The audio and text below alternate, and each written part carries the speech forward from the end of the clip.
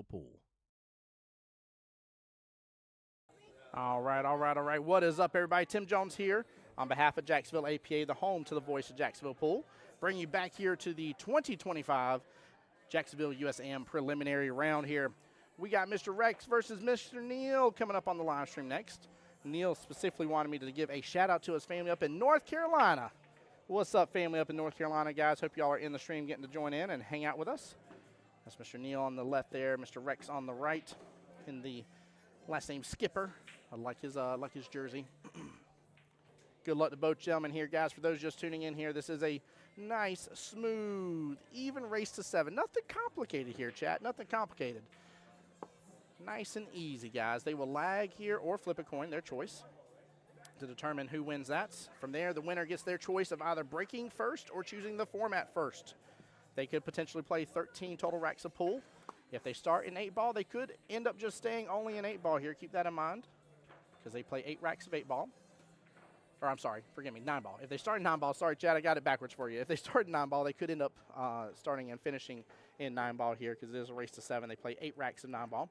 And then if they start in 8-ball, well, they definitely will have to play at least a couple racks of 9 no matter what. All right. Looks like Rex will be the one to start us off on the break. And if I saw correctly, it looked like he was racking for 8-ball. Yeah, he's definitely racking for 8-ball. Good luck to both gentlemen here.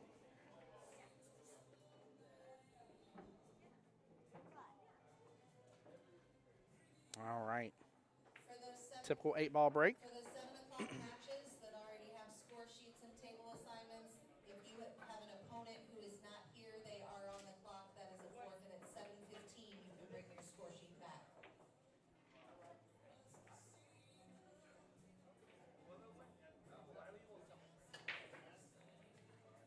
All right.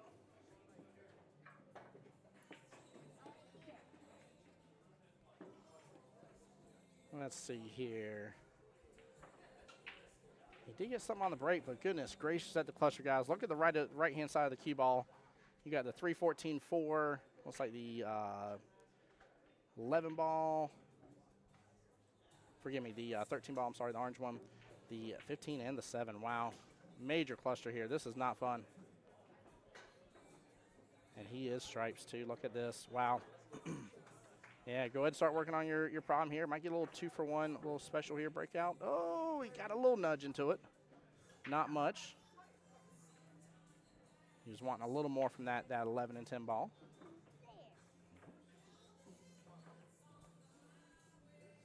Okay, going with the defense right off the bat. I love it. 5-ball opened up a little bit, but not a lot there.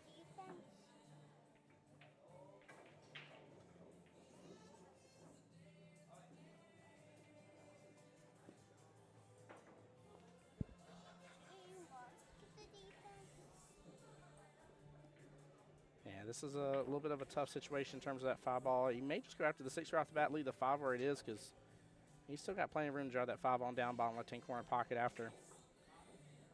Yeah, I think I'm starting with the 6 here, maybe rolling out, seeing if I can get in between that 8-9. Maybe go after the 1. Start going from there. I don't know. I don't like going after the 5 here, chat.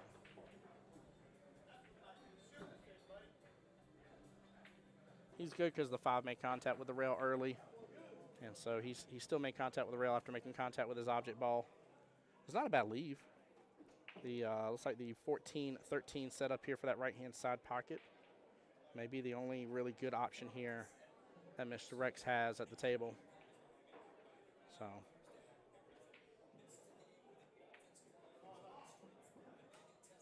Yeah, just like that. Good attempt. 14 ball and 4 is now snookered up with each other.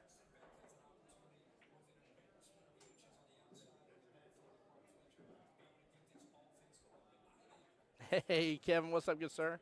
He says we have a Neil Cosmos sighting. Stop it. How you doing, brother? Hope you're doing well and blessed. Hope you're doing well. Glad you're in the stream, Kevin. Appreciate you.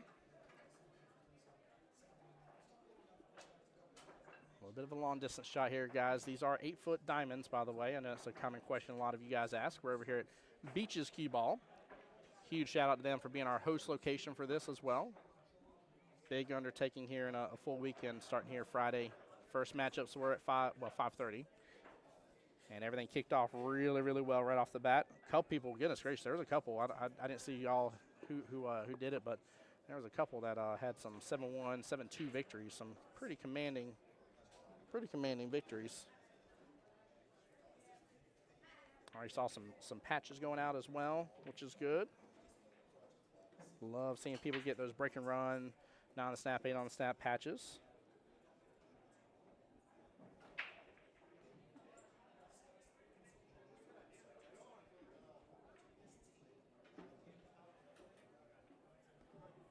All right, we're getting a little bit more breathing room here. Either of these gentlemen may end up booking it here in just a moment and run out the rest of this rack. But the 4 and I think, again, that's the 14 ball center of the table is still the real issue for both players.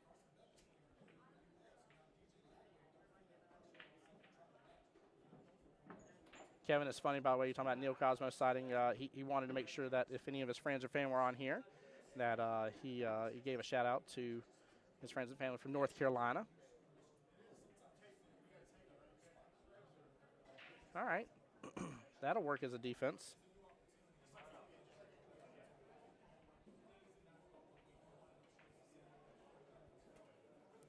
Chili says, I missed the Christmas tree lights over the table. That's over at OGQ Ball that you're talking about. For those who don't know, they have the, which this place has them too. It's just I have a little bit of a different vantage point.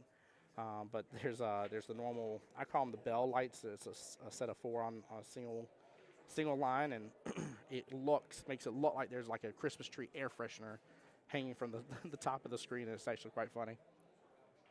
But that's what Chili's referring to.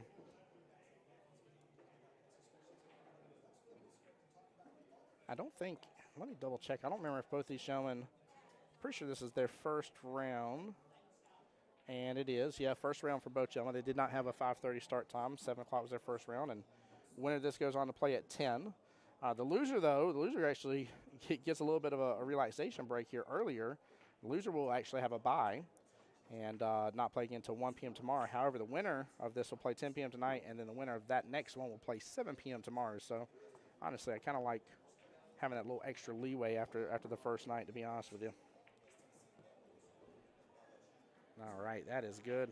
I might have overdrawn it a little bit. Might have a little bit here. He's going to work with the 6 ball by the look of it. Trying to double check that he's got room on the 8.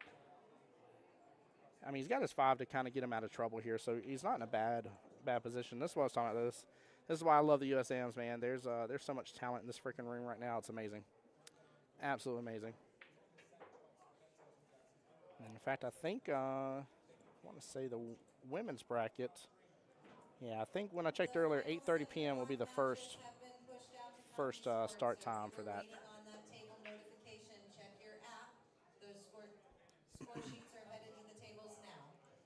Kelly calling out that some matches have been pushed out to CompuSport.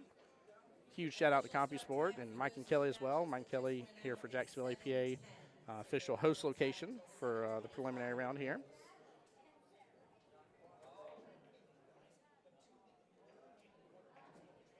There we go. Come on back around. Doesn't clip the 9 in the process and gets in a great window for the 7. What a shot. What a shot. That was nice. That was really good.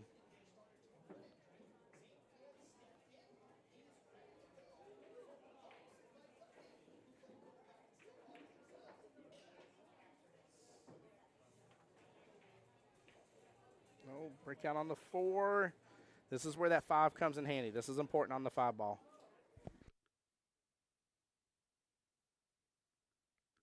That's where that 5 comes in handy. That 5 gets them kind of a get-out-of-jail-free card. Now, I would not have minded, if he could have gotten a better position, which was going to be tough, but I would not have been upset leaving that 5 as kind of the out ball to then come back for the 8. But he's just going to play this 5, and then I'm assuming he's going to have the angle for the 4, possibly come off that bottom short rail and either kind of use a little English here, manipulate, get back just straight line in between where the 4 and 8 is. Or might try to keep an angle to where he might be able to come off the bottom short rail, come kind of around like he did a moment ago for that 8. Yeah, he's actually going to be dead on. He's just going to pull back on it. Good shooting by Neil here. Nicely done. Way to handle this rack too so far. This is good. Very promising for this matchup between the two gentlemen. You know, it can be a little frustrating right off the bat getting what I like to call the complicated rack after a break.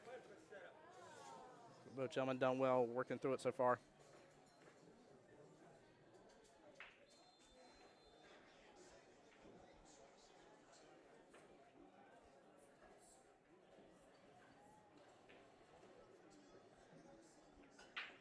Oh, see, this is what I thought he was going to do initially, but come back around and above the 9.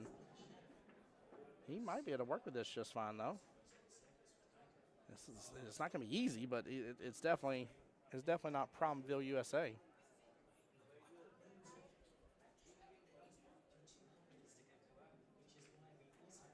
Yeah, I think he has the bank just fine.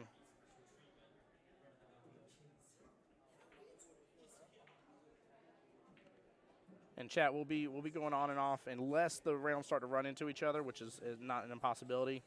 If it's just a few minutes and we'll have another match on the stream, by the way, it's definitely something I'll keep the stream up just as a heads up. So stay tuned on the streams, guys.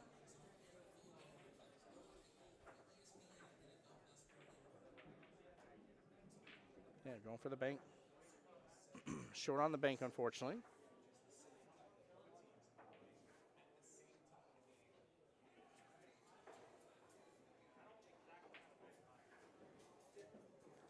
All right, Rex's turn. And he has a pretty wide open table. Pretty wide open.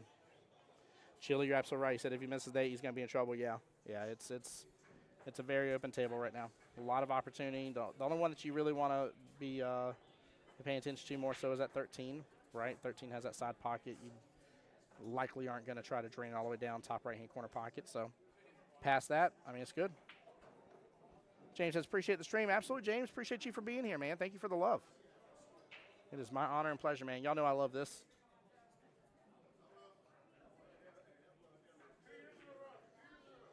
By the way, shout out to Kelly, too. She's the one that makes this beautiful border graphic. I love it.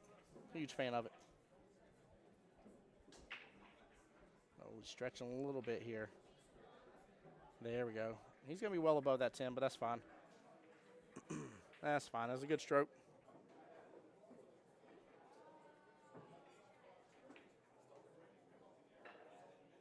And just a smidge of top right there does a good job. Draining it down, bottom right-hand corner pocket.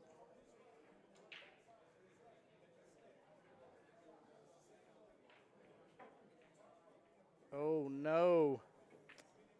No. David said, what's up, Tim? Long time to see. Hope all is well. David, same to you, sir. How you doing? How are you, sir? Well, whoop, he is going to make him shoot. I thought he had given it to him, but I like this better. I'm a big fan of not handing Rex over.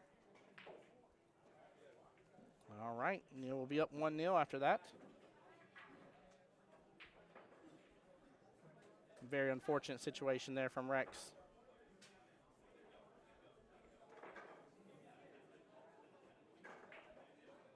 Dave says, all good, homie. I'm glad, brother. I'm glad. Man, we have got a lot of good people, and even plenty more that, just because I don't know them personally doesn't mean they're not a good shot. There is some talent in this tournament for sure. You guys have heard me talk about it multiple times in this year, but this is one of my top 5 favorite tournaments that we get to do. So love doing the stream for this. And it's funny, too, because right now it's very cool, very calm. I'd say there's a little intensity in the room, probably a little bit of nervousness, right, getting that first round under your belt type situation. But it gets electrifying come tomorrow. Tomorrow is when the pedal really meets the metal and everything goes well. So absolutely, David's wishing well to everybody. Says play well all. Yes, hope they do. Go 8 on the break. No go. Coming so close to that right-hand side pocket. What a shot. What a break, too. Goodness gracious.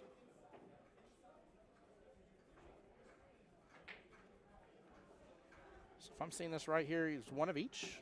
3, 6, 9, 12, 13. 1 of each. So I'm pretty sure he'll have his pick of the litter here.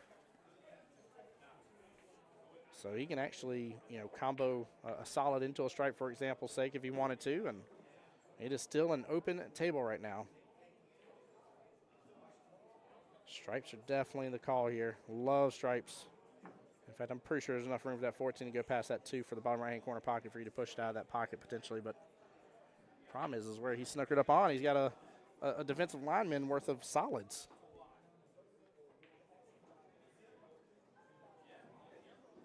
This is where I'm saying he could do a combo here if he wanted. 6 into the 15 if he wanted to. He could do towards that bottom left-hand corner pocket, possibly that 3 into the stripe on the left-hand side pocket. Could just go for the 2 sitting as the goose there, bottom right. Yeah, so looks like that's what Mr. Neal's going to opt to do. That's tough, yeah, tough stretch.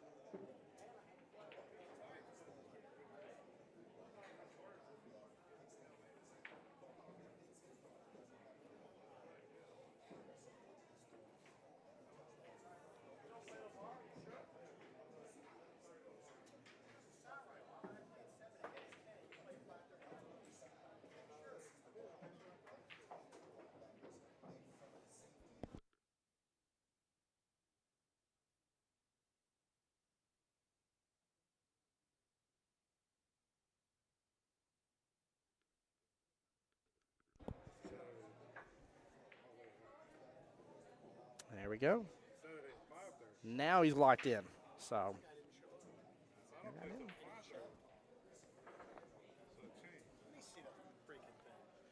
Miss Angela, I wish you were here. Hey, my dear, how you doing? How are you? So now Neal is locked in as stripes, so no matter what, he's got to make contact with the stripe here first. Again, because the table is still open, he made 1 of each on the break. He had the ability to hit a solid into a stripe or hit a stripe into a solid. He was good either way.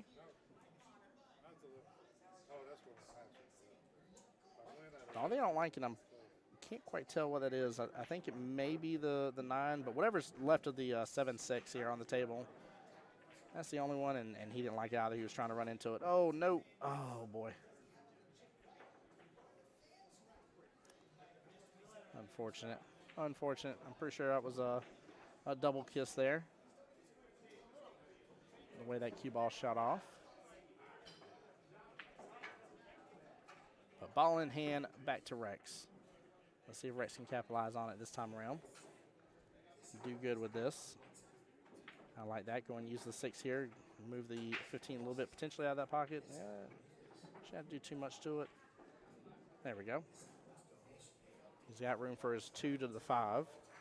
Whenever he's ready for that, he does not have to go after that right now. I think yeah, he's got to go after the 7 and yeah, he's got to go after the 7. Drain that 7 top left-hand corner pocket is what I would do. Ooh, if he goes for that side, that is a tough cut. It's a little easier for that top left-hand corner pocket. If he's going for that side, that's tough. I think he's going top left, though. But yeah, Miss Angela, I do hope y'all have a wonderful triangles, though. Hope y'all are blessed and fight well in your tournament. I was sad whenever I had to get that confirmation from you that you guys weren't going to be here. That women's bracket looks like it's going to be a heck of a fight, too. Oh, my goodness. A couple names in there I recognize, a couple I know from our area as well, and I'm like, ooh, doggy. It is going to be quite a time. That's interesting there that he left his 2. I'm not mad at it, honestly.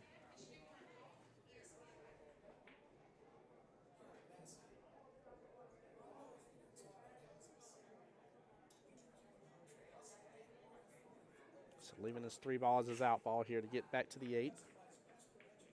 I like the speed. Does he have the angle? Oh, it hits right just firm into that pocket point. Unfortunate there. I love the speed, man. He cue ball controlled the snot out of that. That was good. That was very well played.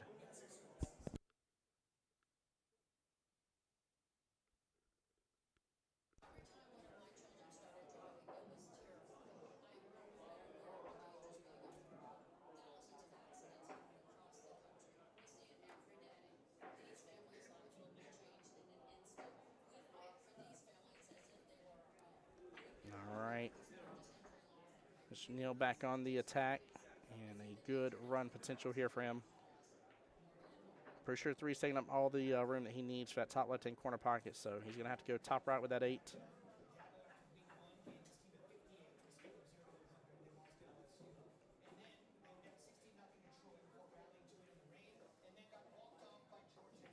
So chat, how's everybody been? For those in APA, how's everything going in your league area right now? How's the session going for you guys? Hope y'all are well and blessed. And then I do not want you guys to miss out on the next opportunity around this, by the way, here. USAMs are open to everybody. That's not a pro. You can't be a pro. So if you make your living from shooting pool, you cannot play in this. Past that, you can be a league player. You cannot be a league player. Tomato, tomato. Although I would dare say being a league player may help you a little bit in this. Just so that way you're already familiar with the Masters format. I wonder if he can drag this a little bit, a little bottom right here. And try to stay in a window on that left-hand side of that 8, take that 8 top right-hand corner pocket. I feel like the cue ball is still going to bounce out a little bit on him and leave him a tough cut on it, but. Oh, no, he's just going several rails around it. I mean, he's still on the left-hand side of it. He's got distance, but he's on the left-hand side of that 8 ball.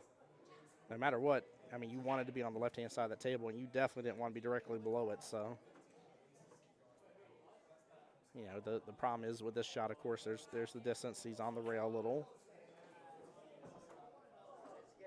So I wouldn't say a gimme, but I feel like he may have put the umph on that just to ensure he got all the way back around and had at least an opportunity on the 8.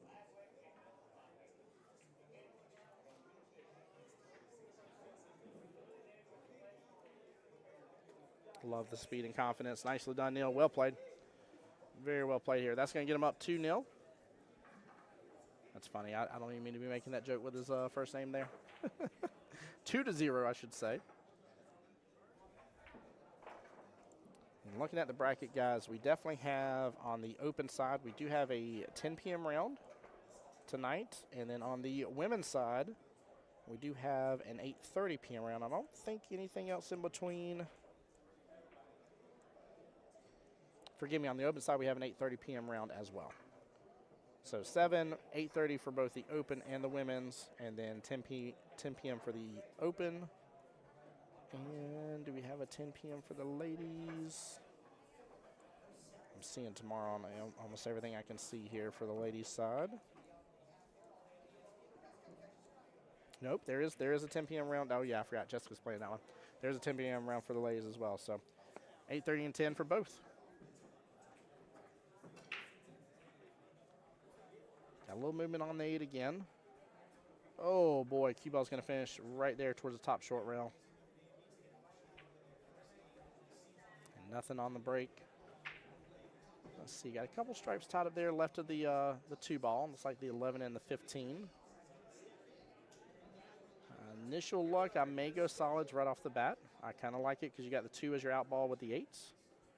Or you can go 2-7 and use the 7 as your out ball. You got the 6 to start with. Yeah, I'm going solids here. The more I look at it, it definitely looks good.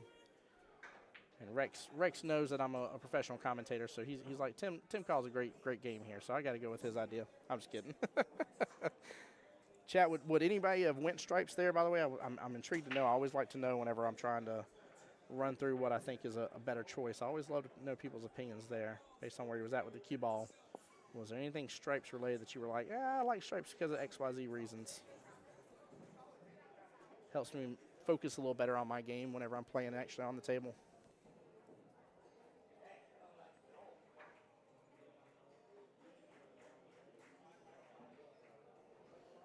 Still open right now. I'd be surprised if he goes for anything other than the 6 ball here, but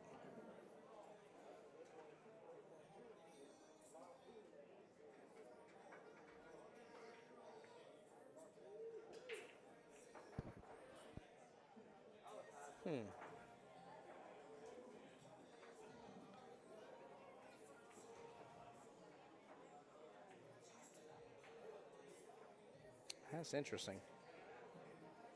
I'm guessing he must have been clipped up a little bit to where the 6 straight on was not a possibility. That's my only thought there.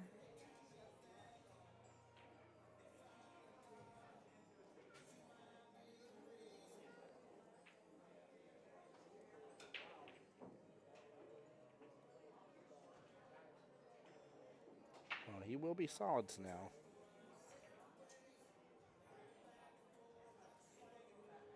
Interested to know how much room that 5 has between that 12 and 10. If it's got room to drain on down, I might go 2-ball first. Well, no, 2 leads you to the 7. You got to leave the 2 alone. Talked about that a moment ago. I don't know. He was above the 5, though. There's definitely, should be definitely room for him to take that 5 top left if he needed to, but hangs up the 4 in the process. Mr. Rex will be back to the table now.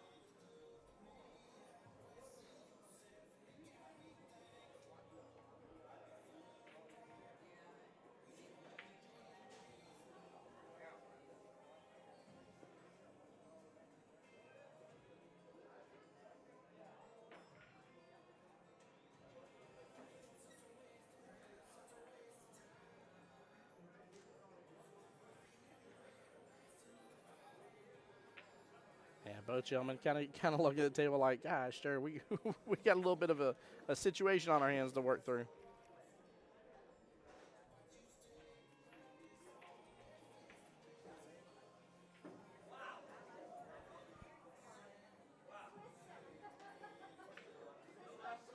Oh, what a draw. I don't know if that was necessary, to be honest with you. I'm wondering what he was trying to do or get to on that. I'm not mad at it, though. That's a little bit, you know, some people may not see it this way like I do, but that's a little bit of a flex there. That was a good stroke. Put a little oomph on it for sure.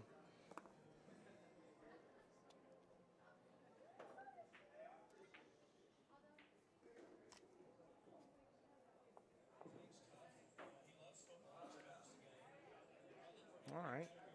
Oh, might get the breakouts. No, but he kind of pushed the 2 in the way a little bit.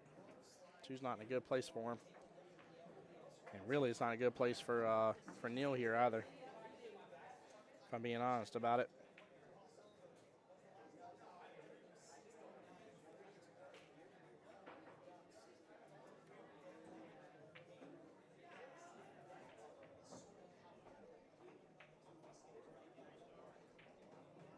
I see our very own Jacksonville, Mr. EJ over there playing his matchup.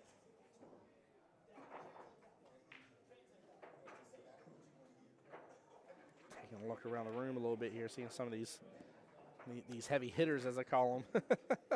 Oh, man.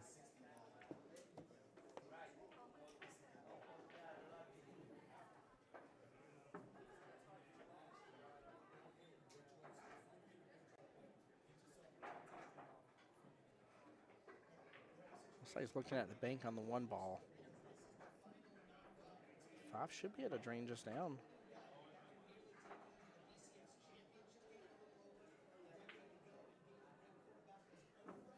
I mean, he may have to work with the 1 ball and actually try to just take over that bottom right-hand corner pocket with it here in a moment.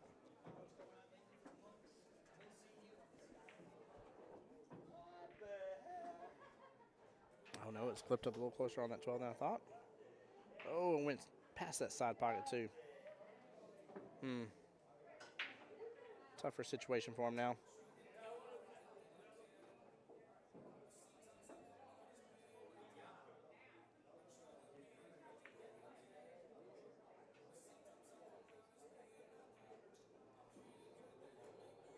Well, Rex definitely has a little bit more of an open table minus the 2 stripes that are clumped up.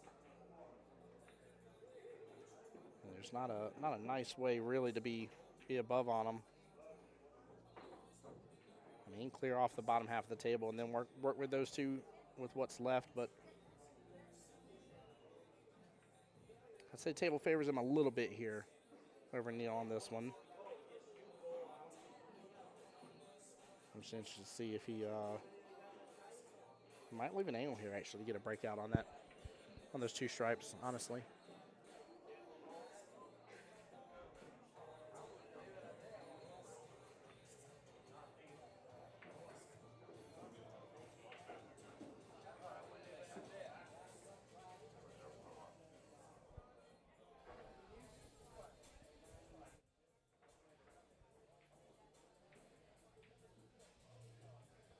Sorry, guys, trying to adjust the mic a little bit for the extra music in the background.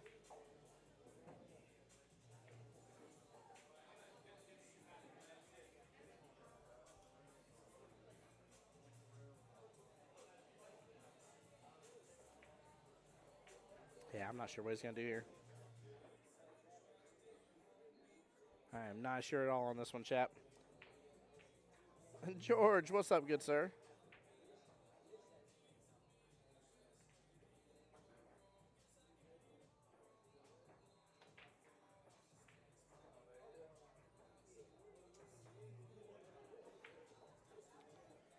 Let's see. It's not going to be a bad lead for his ball, but has he opened up enough for Neil just to run the rest of the table?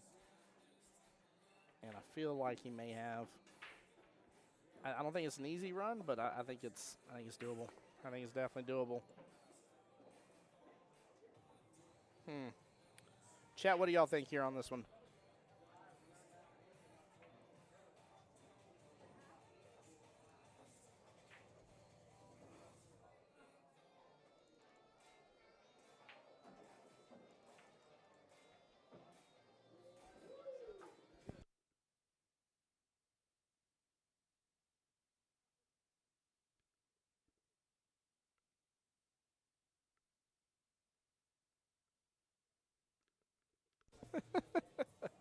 Oh, man.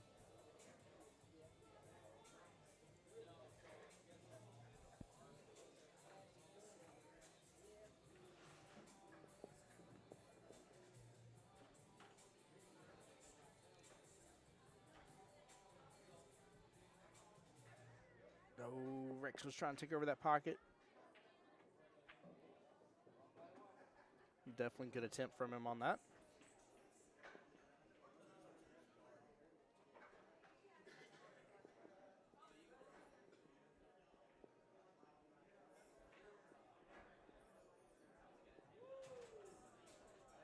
My only issue is that window right now for that 2-5. He needs to get the 7 out of there. He needs to go 7-1, get back over 2-5, 8 top right-hand corner pocket. 7 top left first, 7-1. He's got to hit that right-hand long rail to get in between that window, between the 5 and that 15 ball.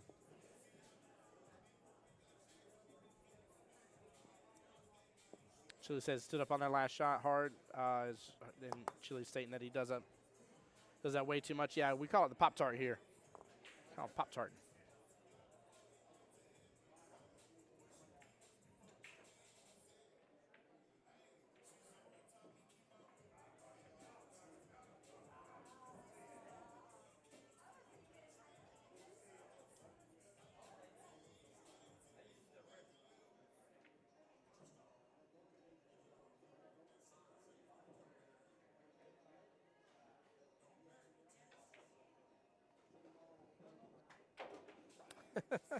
Chili saying on my YouTube says, but Pop-Tarts are a good thing. They aren't when you're playing pool. You don't want no Pop-Tarts when you're playing pool. Bump that noise. Gotta leave that alone.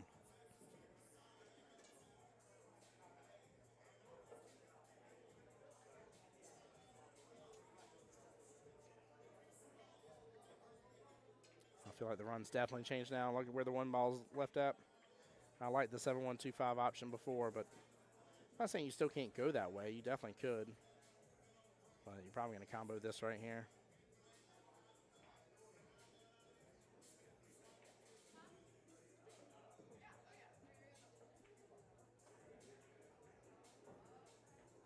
Oh, sit 2 ball. Actually, he was fine with position on the 5.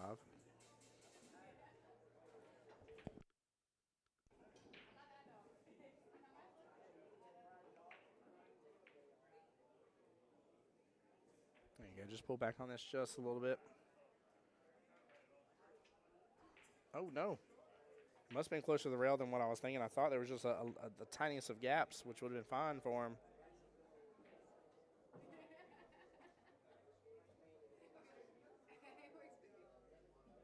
Rex is in a predicament here. This is a tough run. You would think with 2 balls left on the table, you'd have some opportunity.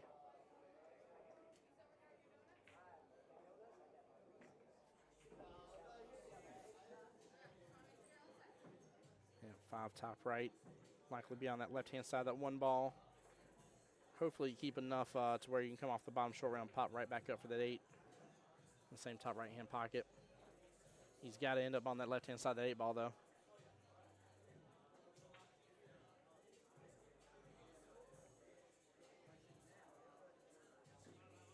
Oh, Oh, don't get straight. Okay, he's fine. You can work with this. Definitely can. This could be a big rack though. Being up three to nothing. Yep, being up 3-0 is tough.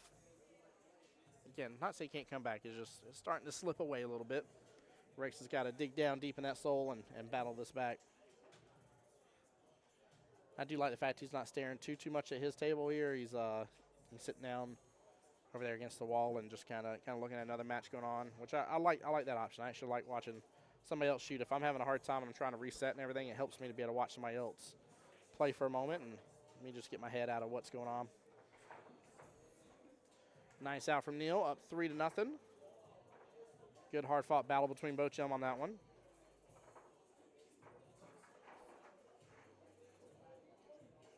Chili, you're right. That 2-ball did make for great safety lever. Yep, absolutely did.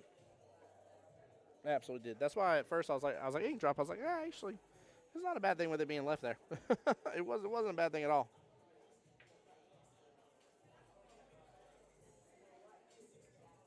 I believe Neil broke, so that means Rex chose 8-ball. So they have 2 more racks of 8-ball left. So no matter what, we will see these gentlemen battle it out in the 9-ball arena. It's just a matter of how many racks of 9-ball we'll definitely be in. So if Neil gets this 5-0, right, we could be over in two racks of 9-ball. Potentially, not a guarantee, but potentially. So.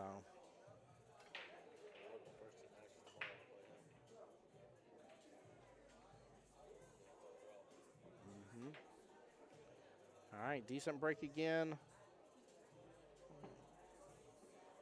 You got something on the break. Let's see here. Looks like a stripe on the break if I'm seeing correctly. Yeah, you got a stripe on the break, so he'll be high balls. Guess he's gonna have to probably start with that 14 there, dead center of the table. But the problem is, again, I like where the 14's at. 14 gives you plenty of opportunity to reset later on. He's just blocked. I mean, he has a little eyes on his 12, but what are you going to do with that? Just try to hide it with the 8 and keep the 8 blocked a little bit. Start defense right off the bat.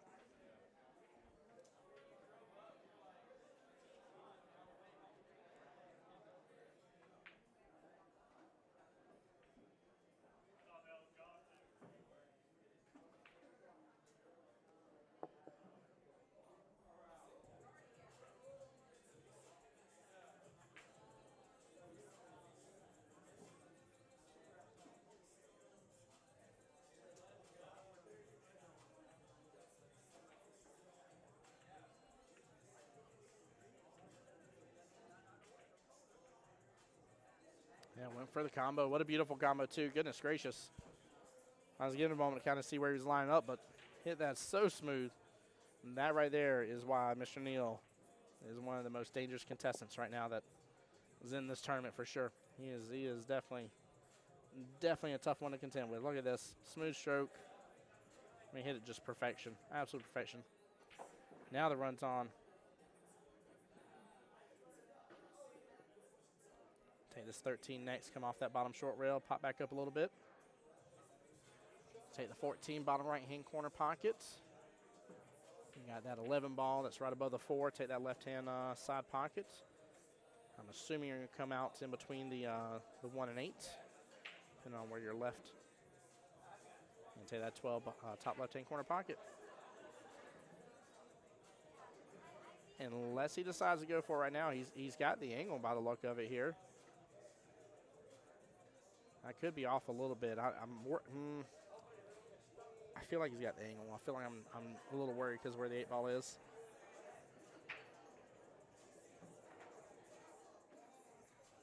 I don't know. I think he should stay on the original drive. 14 ball first.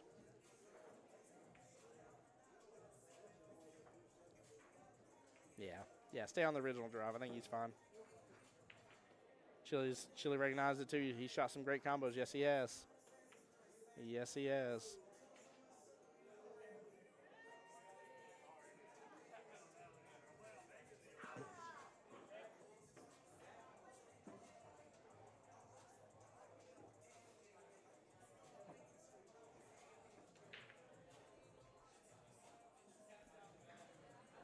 Good smooth stroke here. He doesn't even have to actually go in between the 1 and 8 right now. He's just going to come out. Oh, he did get between it. There we go. Nicely done. That was my initial thought was to go that route. And then just get back below that 8. To the 8 in the same pocket. There we go. Smooth stroke.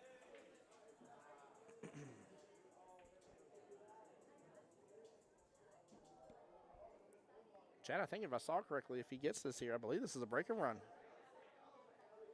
1 and out. Nicely done. Yeah, fairly certain that was a break and run. Well done, Mr. Neal.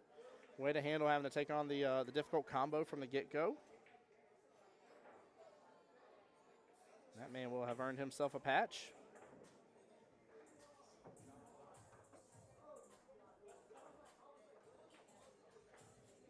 All right, 1 more rack of 8-ball.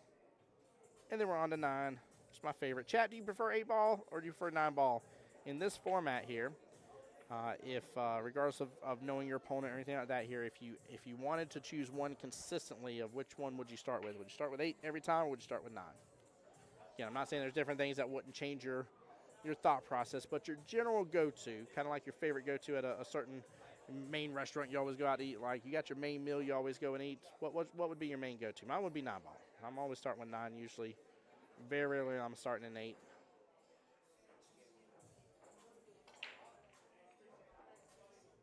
There we go. Oh, no. Did he scratch? He scratched. Oh, boy, I didn't see that part. I was sitting there looking for the cue ball for a second. Oh, no. Oh, boy. Chili on my YouTube side said 8-ball, but I've never really played 9-ball, to be fair. That's okay. You got your preference based on what you played. Jimmy over there on the Facebook side said definitely 9-ball. Again, like I said, some of you guys, I know what y'all are thinking. I know what you're fixing to type. Well, it depends. I know there's different circumstances that could change it, but if you had your main go-to in this format, which is the Masters format, are you starting 8-ball first or 9-ball? Don't worry about if you get a break first or anything like that. Like, take all the extra equations out of it. Which one's your go-to? I agree with Jimmy. I love 9-ball.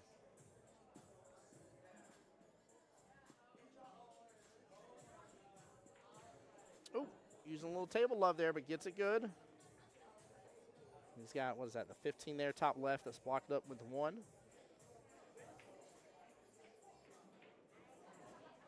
Jose says, I like 9-ball, so 9-ball is going to be his go-to. He said, but in this format, I just choose the break.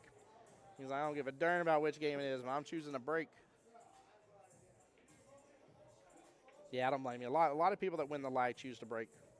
But I think, and Jose, you can correct me if you think I'm wrong on this here, but I feel like a lot of people choose to just get the break first, not just because of the importance to get the break first, but because they assume most people are going to start with 8-ball. So if you already assume, like there's a gentleman here that will play, I know for a fact he's going to choose 9-ball. 9-ball is his better game. So I know no matter what, like if I want 9-ball to be played first anyways, right, which in that instance I don't, but I know that if I wanted to, and I know that's what he's always going to choose, then obviously I'm going to choose the break every single time. Have both advantages. Woo, drove past that 8-ball. What a stroke from Rex here. Let it out a little bit. I like it. I like it. Maybe we've seen a little bit of a build up here from the earlier half of this matchup, and now we're on to round 2 fight. Yeah, like 90%. Yeah, Jose agrees. Majority in Masters format choose 8-ball. It is oh, wow. How did he bring it? Yeah, even he's looking at the line there. That was tough. Should have been right above that side pocket is what he was going for, but wow. He also had it come back quite a ways. He did not have to do all that, but that's wild. I mean, he couldn't set that shot back up again and make it happen. Could not do it. Chili's right. He's in mega trouble now. He is. He absolutely is. Yep. Neal has ball in hand, has access to handle any of his main issues, which luckily where that 3 is, the 5 kind of looks like it's an issue ball, but there is the potential carom off the 3 into the side pocket. So I like going after the 4 right off the bat. And then he doesn't have to free up access that 1 until he's ready. So Jimmy said I was up pretty big in the finals last year going in 8-ball and was still scared to death. 8-ball is the devil. Oh, my mama said eight balls of the devil. Got all them balls and not enough pockets. Oh, man. That's too good. That is too good.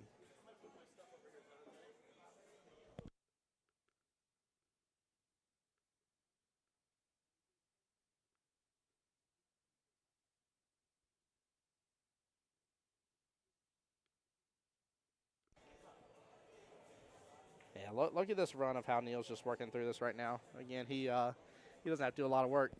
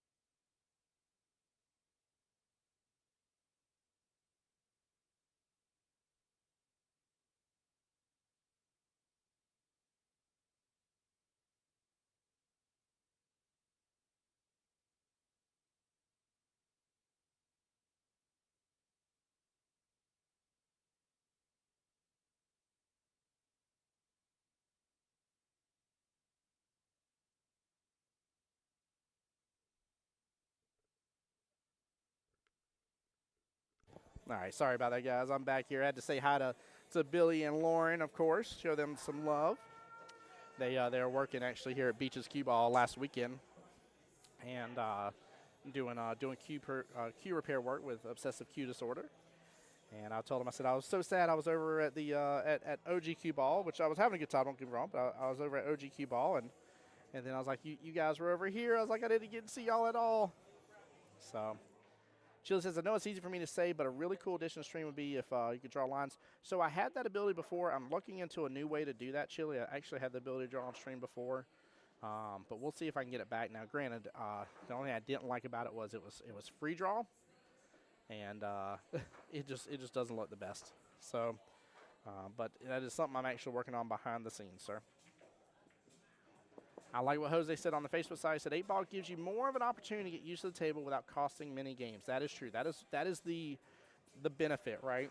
8-ball gives you a bigger spread. If you get off kilter with your run, usually you have another ball on the table that can get you back lined up where you're trying to go. Whereas 9-ball, you're like, well, I need to be here to get the 2, and I had to be over here to get towards that 2 because if not, there's not a window, right? So I definitely feel you on that, Jose. I definitely agree on that as well. I think that's why.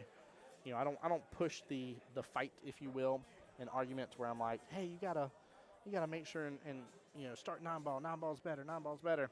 I'm like, no, I understand what bargain I'm driving for. Goodness gracious, what a bank from Rex. Let's go. Come on. Rex is going to have the opportunity here to get on the board. This is a big deal. Big deal, guys. Take a look at this bank here while he's going after this 8-ball.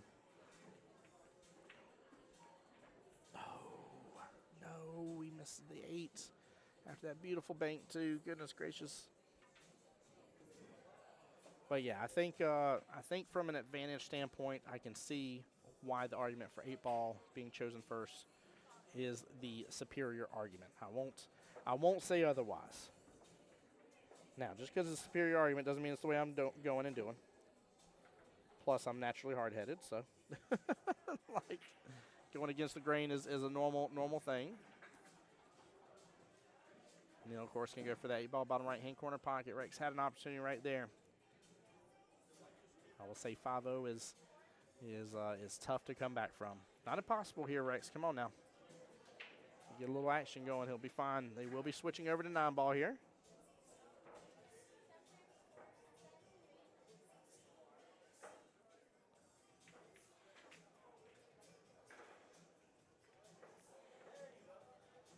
Eight-ball matches can become hyper tactical, especially on claustrophobic bar box. Can drag them out pretty long. Yes, on a bar box, 8-ball is.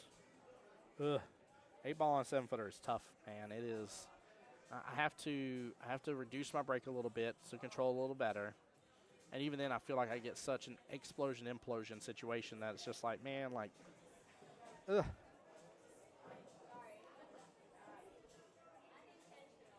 Definitely find 8-ball more fun on like an 8 or 9 foot table for sure. For sure, personally. I prefer 9s anyways. I think they up your game and allow you a lot of fun, to say the least, to really go after the toughness that is a 9 foot table. All right, looks like we got a quick break from the gentleman here, guys. We'll give them a moment, but while we're waiting here, Jose is right. This match has been very offensive. There's been a small defensive battle in it, but that's me nitpicking, Jose. That's all that is. That is all that is. Let's see. Coming back tomorrow already on the winner's side. David Singleton versus David Collins. Who else is coming back not till tomorrow? William Sizemore versus Jack Carter. Let's see. Stuart Fox plays at 10. He plays the winner between Jamie Denning and Justin Lamont. Mr. J Money. Omar versus Ray Santamaria at 10 a.m. tomorrow. Oh, 10 p.m. tonight. Mr. BB Brian Basterna versus Dennis Sassinger. That should be a fun one here. Let's see. 10 a.m. tomorrow. Tom Sproul versus Jimmy Smith. This all on the winner's side part of the bracket here. Dale Klump's waiting for the winner right now. He had a bye first round, and he plays at 10 p.m. tonight. The winner between Matthew McGrath versus Nelson Velez. So, Jose, you're back at 10 a.m. tomorrow? There you go. Let's see. Mr. Brandon Batista versus Michael Dunn, 10 a.m. tomorrow. David Kaiser's waiting on his matchup for tonight between Mr. Bob Baldwin and Edward Watson Jr. Chris Martin, a.k.a. Bama, doesn't play again until 11:30 tomorrow, but he plays the winner of tonight's 8:30 round, which is between Pedro and Matt Melky. I don't know how to pronounce that last name. Yeah, got some good matchups coming, though. Good matchups. And, guys, bear with me. I'm going to try my best to give you so many of the matches tomorrow as I can. I promise you. I'm going to try to do my best for you guys. Lost Hill to Sizemore. That's a good matchup. That's a really good one, Jose. I will say the gentleman you're set to play, not to say he won't be here tomorrow, but he was not here tonight. That was a forfeit. He did not show up against John Carter, a.k.a. Jack.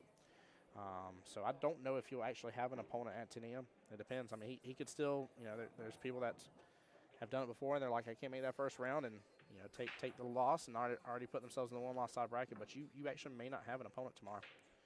On to 9-ball we go. And 1-ball sitting out of that top right-hand corner pocket, 2-ball down towards the bottom short rail, 3 right off of that 6-ball. A little problematic. Chili says I just started practicing on a 9 after playing on 7s. Feel like I'm having to relearn the game in a good way. Yes. Yeah, I watched like Nate, for instance. Nate's somebody I love talking about this. The few times I got to watch her in tournament play, and watch her on the 9-foot tables, and how she started playing for position more so for kind of the centerish part of the table to cut that table down, and that's when my eyes were kind of open to how the pros do it. Like the pros don't play 9-foot tables as if it's a 9-foot table; they play as if it's a 4.5-foot table, and they try to get back to center, try to leave that type of positioning there, to where they're not going nearly as far. And I'm like, golly, that's such a smart way to really break it down. That's a good path. Look at this, pulls it on back, a little roll off of that left hand long rail, great speed. And 3-ball was really the quote-unquote per se problem ball, and clearly he is on it right now just fine. So.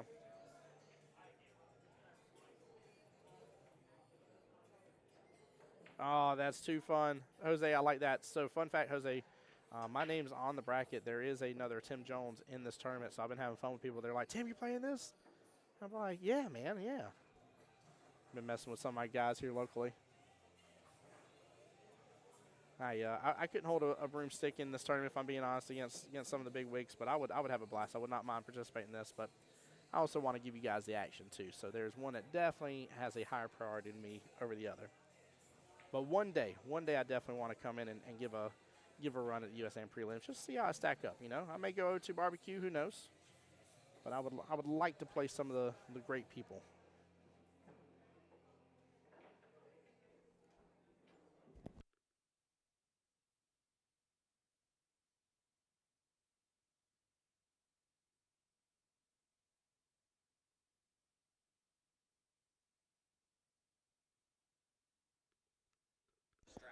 Distracted, I love it. Jose, you're right. There can be only one. Facts, sir. Absolute facts.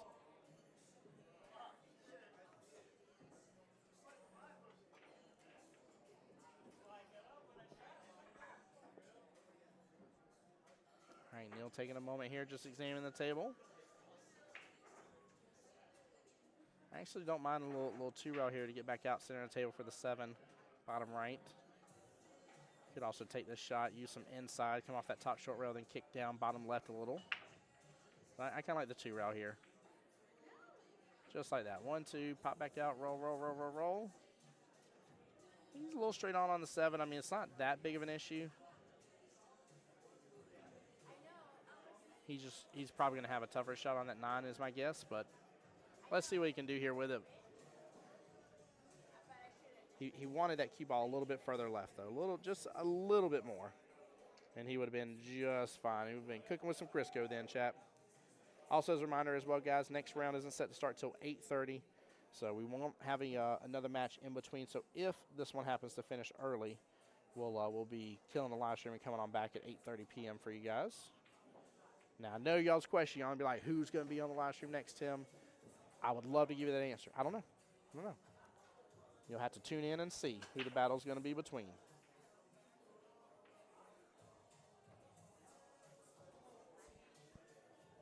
All right, Neil in good opportunity. Again, like I said, just a slightly tougher shot on the 9. This isn't a tough shot, but it's just he had a way to get pretty darn near perfect on it.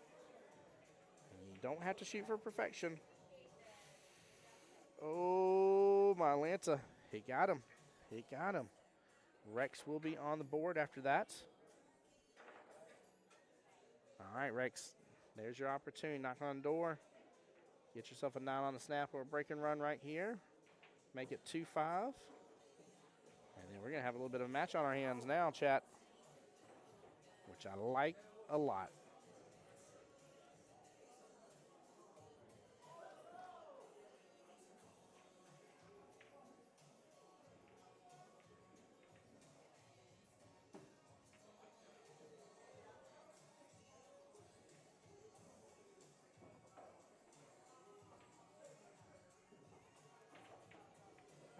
All right. Let's see if it actually goes into hitting to this 5. Make contact, try to do this 9 on the snap. No, he put it firm into the 1. 9 ball stayed right where it was.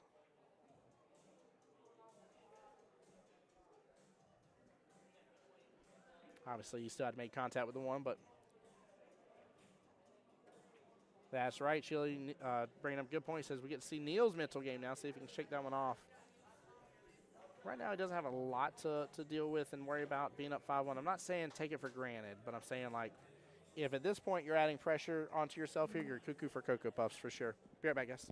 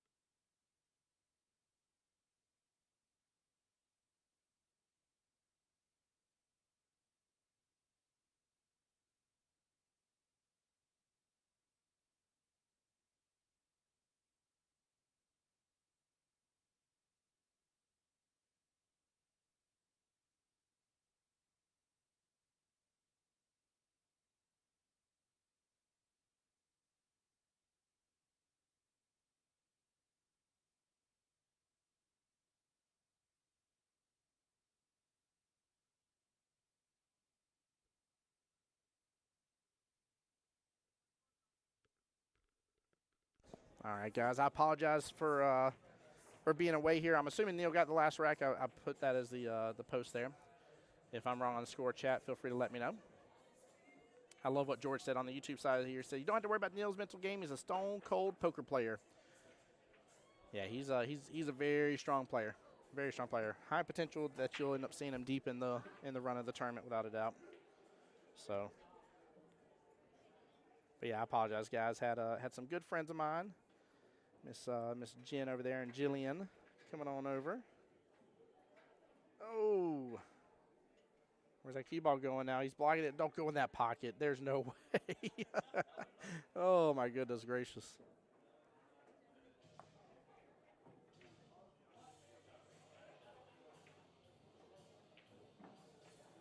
Yeah, like I said, sorry for the lack of commentary there for a moment, guys. Oh, no. That is a full-on 8-ball hit. Ball in hand to Rex. All right, Rex, it's time to shine, baby. Time to shine.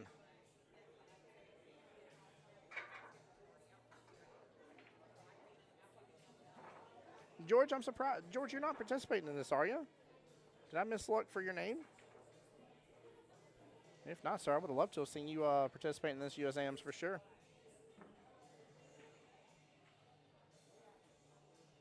Woo! Using all the pocket.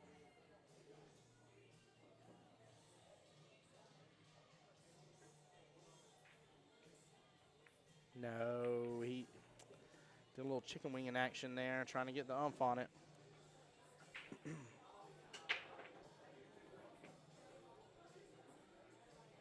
That's a bit of a mess down there, though. Look at where the 6, 7, 8 all are.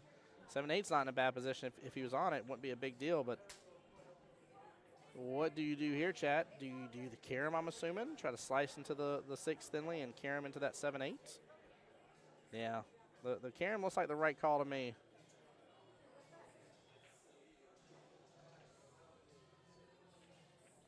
Got Keith Richter over here staring at the trophies, claiming his one already.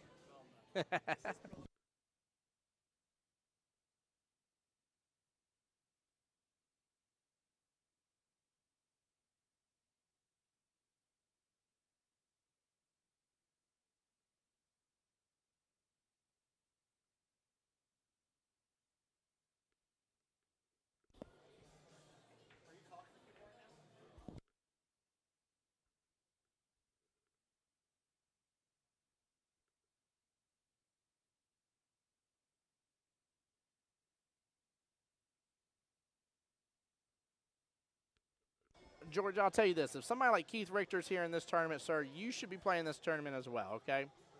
All right? Even Keith's agreeing with me. He knows I'm picking on about Keith being in it, but Keith did want to. He is trying to give you words of encouragement and definitely doing so. George said on the YouTube side, maybe next year I get beat up in Masters League, but I enjoy matching up with the really big boys. It's always a learning opportunity. It really is. It really is. No. Oh, boy. Rex is just having a hard time.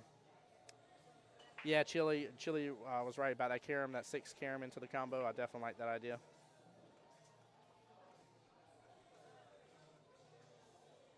Carom is something I've slowly been adding into my own game. It's not something I feel super confident at. I see him as an opportunity, but it's not. Oh, my Atlanta. Oh, no.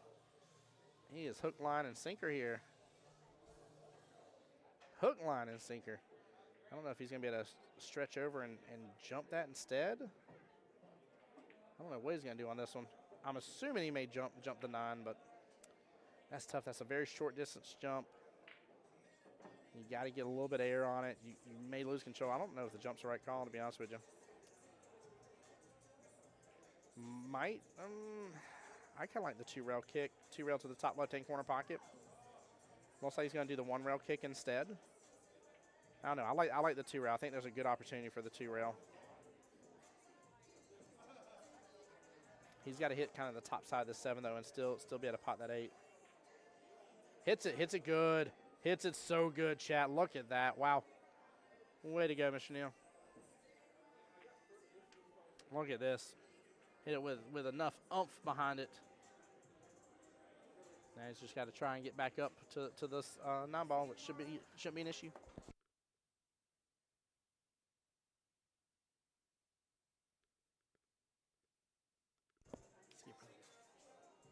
All right, for the victory here. And that will be all she wrote there. Nicely done. That should be it, actually, unless I'm wrong. Did Neil not get another rack a second go here? I must have it wrong, chat. Chat, y'all didn't correct me here if I did the wrong point now. I must be wrong on that. Neil must be on the hill now.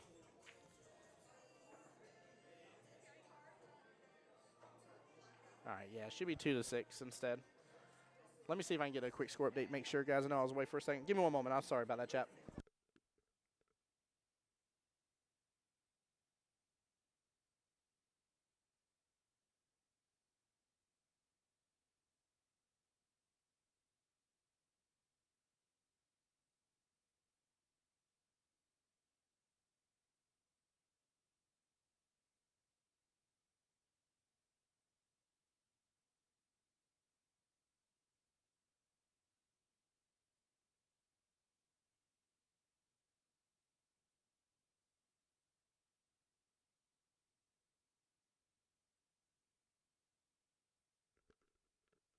All right, sorry, Chad. I was just giving everybody extra points here for no reason.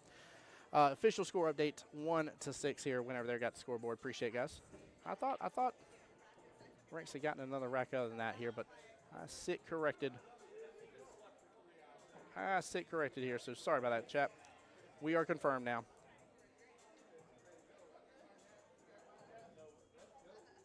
Shannon says, where can I find the stream on TV? Via YouTube. YouTube is the best way to watch it on TV. And it's on both Jacksonville APA's YouTube and my YouTube as well, the Voice of Jacksonville Pool. We actually stream to 3 channels at once for you guys. The phones are a little easier usually for most people on Facebook. And if you're doing your big screen TV, usually a lot of them don't have access to Facebook without going through the regular website. And so it's a little easier. So, yeah, not a problem, Shannon.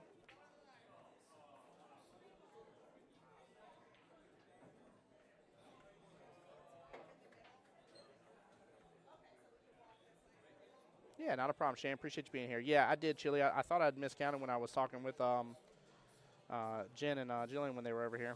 Oh, don't get behind the 8. All right, he's good. He's good. This is a sub me in coach moment. 1 rail, back out left-hand side of that 8-ball. Still be a little above it. 8-ball right-hand side pocket. Drift down for the 9-ball left-hand corner pocket. Tic-tac and toe. I tell you, the thing I like most about the way Neil plays, and it's something that I don't know if I'll ever really get mastered in my game, I would be super hype about this one right now, because I'd be like, this run is well within my will well. Like, I definitely can do this run. I should be out here. And it's almost like you just start counting your chickens before they hatch. So that's what ends up happening. Looks like a mini slam for the win. Raj, yeah, I had the score incorrect. I went talking with a couple people, stopped by the booth. Score is correct right now, though. It is. I went over there and grabbed the score sheet just to double check, which I thought Rex already had one before anyways, so. But it is all good.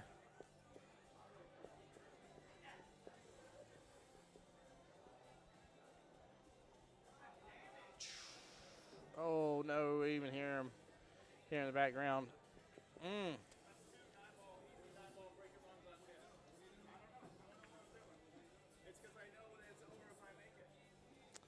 So Neil's over here admitting what I just said happens to me.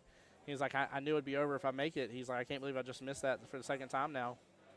Yeah, he's beating himself up a little bit. It's the old rule of thumb here for pool, and it's always toughest to make that first rack and toughest to make that last rack. So that's a bummer for him, but Rex still has the fight. So Jose's right. Yep. Jose's keeping track at home too. Neil said the same thing. He said he's bobbled it twice. Yeah.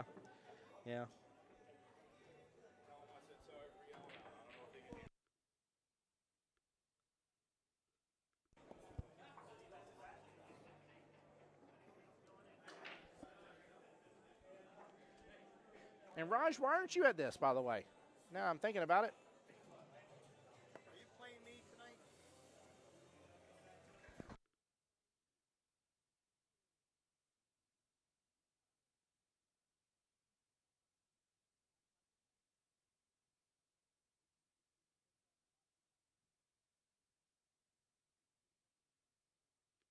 Raj, you are in this. You don't play till 10. Gosh darn it. I just realized. I was about to say, I was like, I'm about to get on to you if you're not in this USAM prelims. I was about to be mad at you, Raj. I was literally about to yell. I was literally about to go get your wife out of nowhere and be like, you call Raj up on the phone right now so I can yell at him. That man, he got till 10 o'clock around. I love it. Oh man, Rex just having a tough time. Oh, I hate seeing it. Chili said, I lost my league match doing that exact same thing. Hill, 3-ball run out to a good shot on the 8 and didn't focus and chunked it. Yeah, the problem is like when I know it's almost over, and like I would be like with where the score was at, I would be super stoked. I'd be like, oh my gosh, I can't believe I'm fixing to beat somebody at this score. And it's not me picking on anybody. It's just it's a good, like, winning 7-1 is huge, right? And feels really good. So. But yeah, it's tough. It's tough to break that mental side of the game of not getting just too excited about it for a second there and being like, man, like, all I got to do is just do what I've done the entire match, play the same game I've been playing. There's nothing that needs to change. Even if something's not going well, there still isn't something I need to change because I've gotten here, right? Like, and out of nowhere, like, it just, I'm with it, man. I would bobble it. Absolutely bobble it.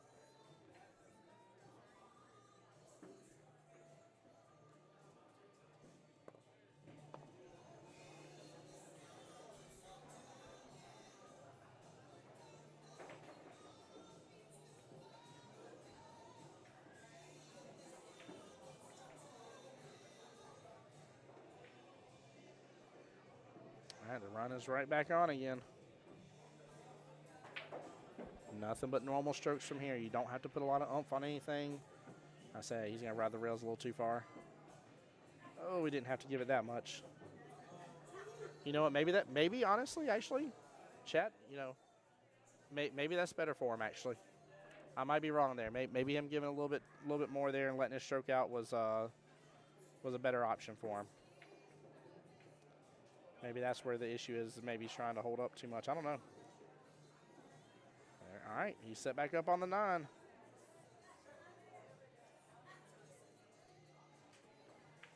For the win here. Let's see if we can get it.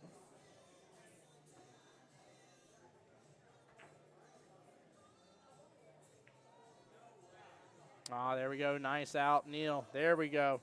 Now it's official closeout. Neil winning 7-2 against Mr. Rex there. Very, very well done. Very well done here. Like I said, I know he had a couple bobbles, but overall he kept in command control of that overall matchup. And unfortunately, Rex was still trying to work through and find his stroke a little bit, so he was definitely dealing with a couple things. Saw him kind of chicken wing a little bit of action there as well, which I can go and tell you that is not going to work for you at all if you start chicken wing stuff. So that means you're not trusting your stroke. That means you're not trusting your alignments. There's something in there, whether you know it or not. There's something mentally in there that is making you do that, by the way. So Neil said hello to everybody from North Carolina. He's giving some fist pumps here. He says he's not going to dog you. Oh, don't make promises now. I'm gonna put a camera on you every time now. He said he ain't gonna dog you more 9 balls. I love it. I love it. Guys, we don't have long until the next matchup, so if y'all are okay with it, I'm going to put it on the BRB screen. It's just some of our past moments here that we've had within Jacksonville APA and of some of the live streams and everything. So I'm just going to do that and not kill the stream because it's so close to the next one starting. So if y'all will bear with me, I'll be back here shortly. So we are rushing through these finals. And she does. What a beautiful out. This is, I mean, top brass is 9 ball they're playing, so both on the 6.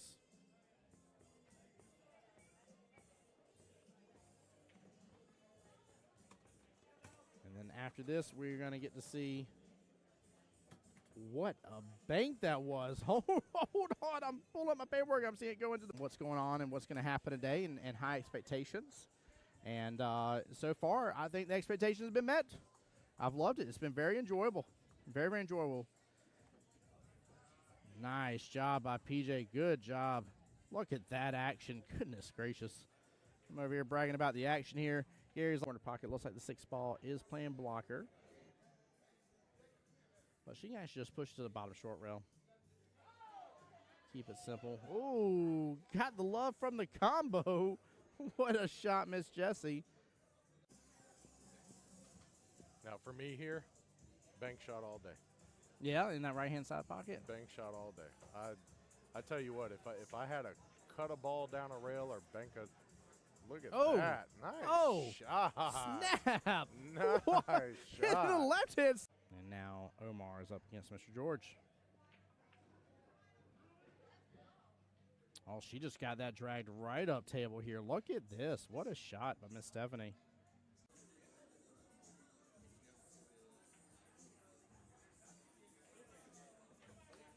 Oh, what a bank by John Hummel. Nicely done. And to set himself Karam here off the 3 into the 5 left-hand side pocket. 3 should pop back out. May actually open up for a 3-9 combo. He goes for the Karam down the bottom left-hand corner pocket, makes both. He says, I don't need a stinging 3-9 combo. I'm just going to show up and show out on stream here. Great job there, giving Miss D some space here on the other table. Table 25, again, rocking and rolling with strokers versus wreck and rolling. Trying to keep eyes out on that as well, guys. I'll keep you guys up to date on the score as I can. Woo, what a fiery shot from Miss Debbie. Well played. Cut that in. It's tough from the camera angle to tell. If the 1 has room to come past the 8 to the bottom left-hand corner pocket, I'm not as worried. Then I would say he absolutely opened himself up a good opportunity here. Kit with the drain, though, top right-hand corner pocket. What a shot. Wow. Play a defense here. He's going to let it stroke out. And that leave will do the trick here. 3 blocking access to the 2 stripes on the left-hand side pocket, the 11 and 14. 8 looks like it's blocking access to the 15 here. That was actually a very brilliant leave. Ben, it looks like he may be opting here in just a second to start taking over that top right-hand corner pocket. Went for the bank here. Gets it clean as can be. Right past the 6 ball as well. That's Team Top Brass there, Mama Assing it. Oh, I love it. Got to see them first day this morning here with little baby Jasper. Cannot believe it's about to have been a year. That's wild. There we go. There we go. She fired that so good. What a clean combo. I get the. He's trying to put bottom, still force the 5 on through. And he's going to get a great leave out of that. Wow, what a shot. That works.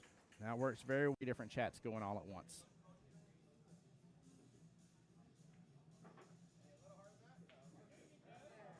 And that will do the trick right there. He lands it perfectly. Great timeout. Well played here. But I'm seeing a little bit more, I want to say, just letting go of his stroke here. Really letting it out by Hugo here. Play the safety, and it's up against the rail. I don't think George has good enough eyes to be able to go after it. Hugo here. Hugo here, let's go. Gary there on my YouTube side saying, pocket still mean. Woo-hoo-hoo-hoo-hoo-hoo. George added a little spice to your life on that one here. My man wanting to earn himself instant.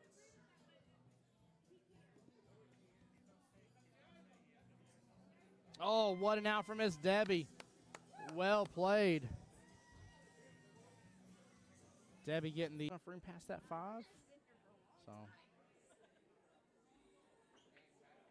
he's looking at the combo. Oh, yeah, he's looking good at the combo. Look at that. Side pockets open up for it. Karam's right on over. Beautiful. What a nice little shot. Minutes into the stream going live, in which a couple of those we weren't even on the table yet.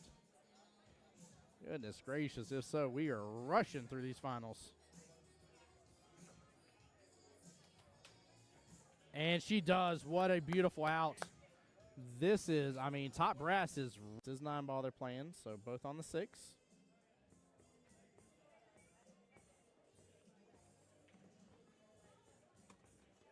And then after this, we're going to get to see what a bank that was. Hold on. I'm pulling up my paperwork. I'm seeing it go into what's going on and what's going to happen today and high expectations. And so far, I think the expectations have been met. I've loved it. It's been very enjoyable. Very, very enjoyable. Nice job by PJ. Good job. Look at that action. Goodness gracious. I'm over here bragging about the action here. Gary's corner pocket. Looks like the 6 ball is playing blocker. But she can actually just push to the bottom short rail. Keep it simple. Ooh, got the love from the combo. What a shot, Miss Jessie. Now for me here, bank shot all day. Yeah, in that right-hand side pocket. Bank shot all day. I tell you what, if I had to cut a ball down a rail or bank a, look at that, nice shot, snap, nice hit shot. the left hand. And now Omar is up against Mr. George. Oh, she just got that dragged right up table here. Look at this. What a shot by Miss Stephanie.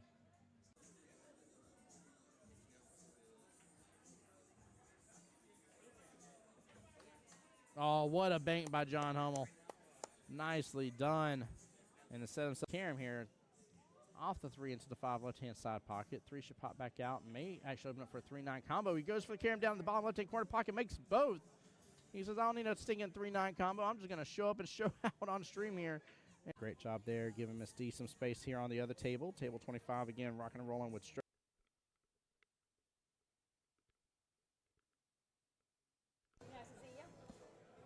All right, guys, let me get this reset here and get the ladies put up on the screen, as we're going to have our first women's match, which I'm super stoked about. Super duper duper stoked. So bear with me for just a moment while they're getting things ready here. And I'll get this swapped on over, guys. I'm going to mute up for just a moment, so don't go anywhere.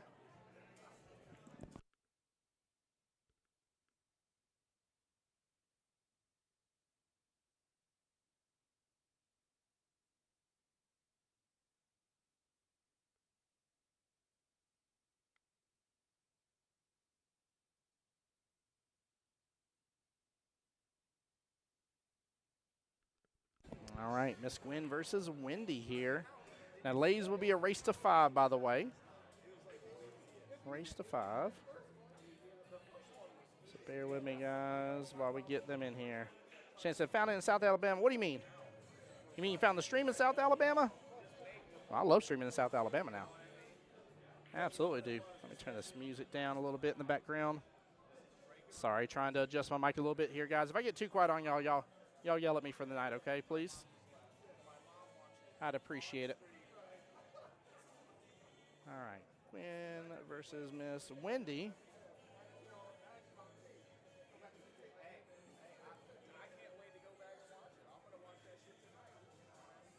All right.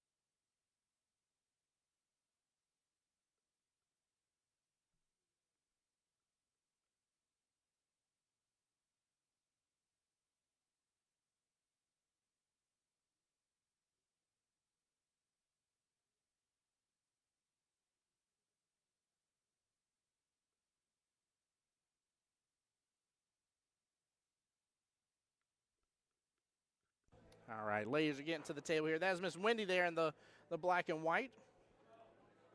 You know what? I did not introduce myself to her real fast. Let me go talk to her real quick here while they're getting ready. Be right back.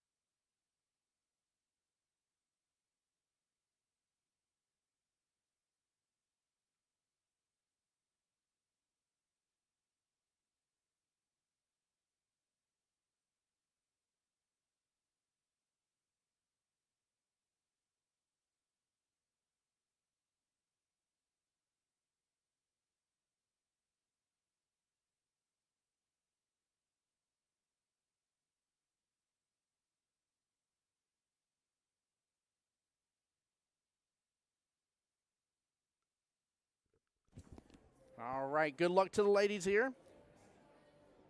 That is Miss Wendy there on the right. Again, I like her Punisher outfit too.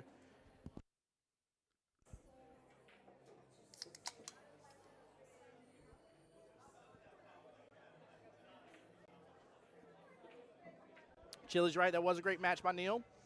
I like the way Neil really thought about his situation a little bit, and he was in the same boat as me. Chili, I'm kind of thankful to hear that. I feel bad for him to say that, but I like the fact that he knew that breaking run was for the win, and it takes me back to my my first ever breaking run. I've only ever had like a couple in practice actually, but in the game I've only ever had one, if I remember correctly, a 9.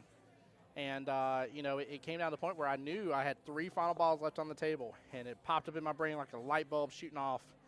And I was like, oh, this could be a breaking run. This could be my first breaking run. Oh, my gosh, this could be a breaking run. And, I literally had to take my pool cue, jab it into my foot a little bit, just cause a little bit of pain in my foot for me to just, kind of be like, ouch, that hurt. Stop thinking about something something else, because you're going to dog it, Tim. You're going to dog it. Oh, luckily I didn't dog it. I finished it out and had a good night because of it. But it's tough, man. It's tough. When you know without a doubt that it's a normal run, a normal setup for you, well within your capabilities, and you end up, just not finishing everything out. It's a bummer. It's a bummer. So got Uncle Greg over here, Miss Jen, the ski of Dunsky there, Brzezinski. Stoked about her match. She's actually on table 7 next to ours. Love getting to see a lot of these really, really amazing, talented women. Love getting to see them compete. Here we go for the lag. This is so you can get to choose whether you break or choose the format first. And the option will go to Gwen.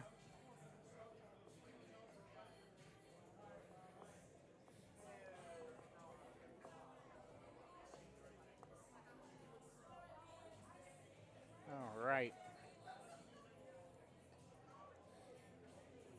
Oh, man, John Brassfield's in this too. Goodness gracious, I have not looked close enough to this USAM roster here to see all the different Jacksonville people that are in there.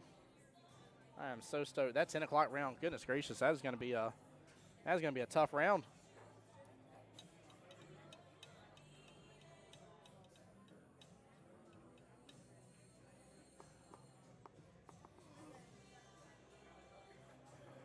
All right, so Gwen did choose to start off with 8 ball. So she chose the format, in case you're wondering why she's not the one breaking. And again, women race to 5 here, chat.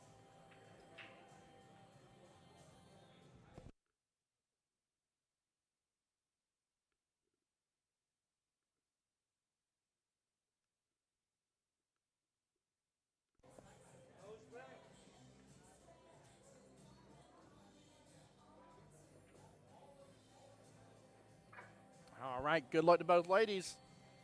And we are off. Going for the 8 ball on the break here, Miss Wendy is. That second ball in. Oh. We got a foul over here next to the booth.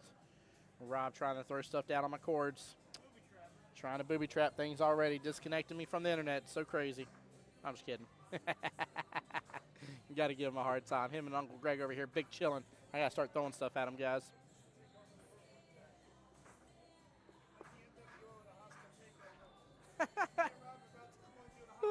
Uncle Greg says he's going to come do a hostile takeover. I know, or magically my voice is going to disappear. Those 2 are going to be on the stream for you guys. I apologize in advance if that happens. Oh, Lord, I love it.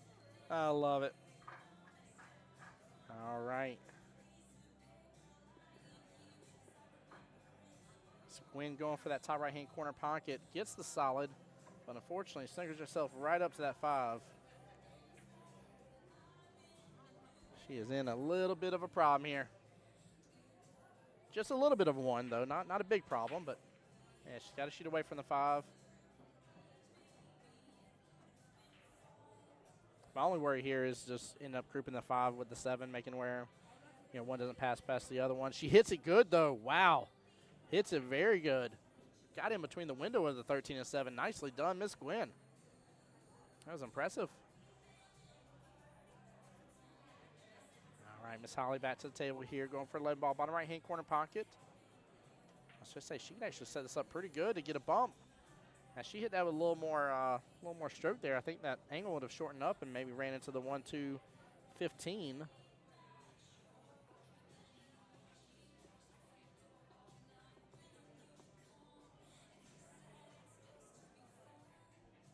she scooped up a little bit on top of her ball as well. Oh, close to draining at top left-hand corner pocket. Very good attempt.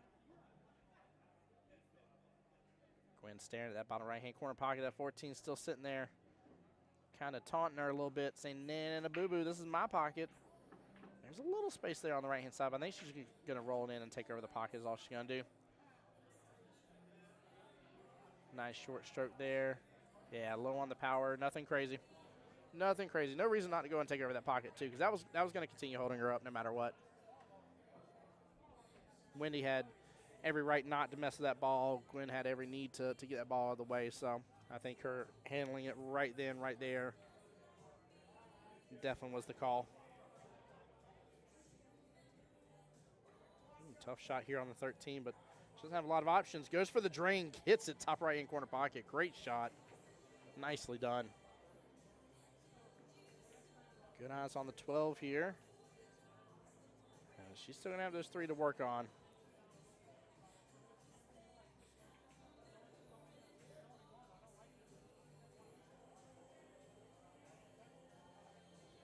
Oh, I wonder if she's even going for this. No, she goes for the back cut. That was not a bad attempt at all. I thought she might have ended up thinking of playing defensive and maybe just hitting in the top short rail, let it bounce back down and kind of leave the cue ball towards the top half of the table. But I was like, that is not going to benefit you a lot. I get the 1 and 2 are still problematic for Gwen, but I promise you she's dealt with enough people in her time of play and had to play some very much tough dogs in the arena. She's familiar with breaking stuff out, and it's only just a matter of time. So you just can't let it keep on sitting there and just assume she's not going to ever go after that 1-2 situation.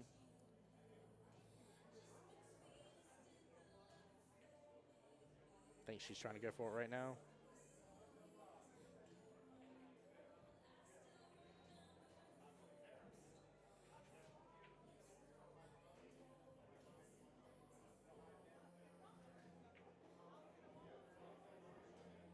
No, she's just keeping it simple. Keeping it simple.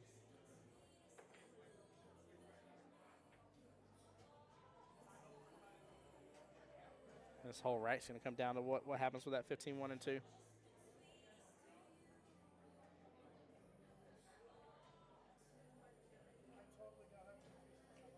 Okay. I don't think that's a bad leave. I don't think Miss Holly, or Miss Wendy, forgive me, has enough room here. Take that.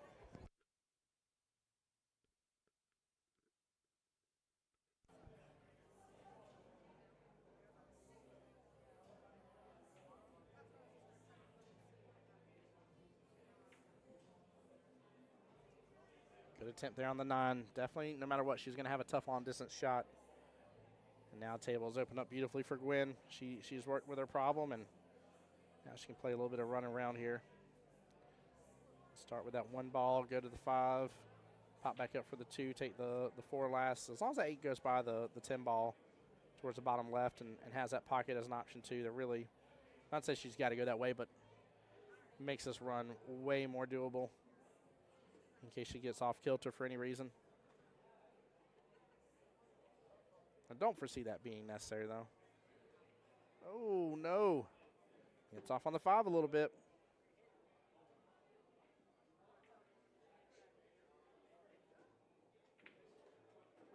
All right, Wendy has got to take advantage of this right now. I'm just worried about gaining access to the 10. She's definitely going to go 10 and then 12. Go after the 15 next. Or not 10, I'm sorry. Whatever that was, to the 12. Then the 15, then the 10 last.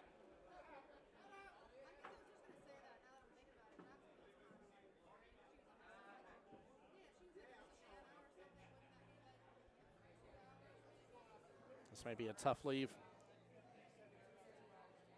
Maybe here.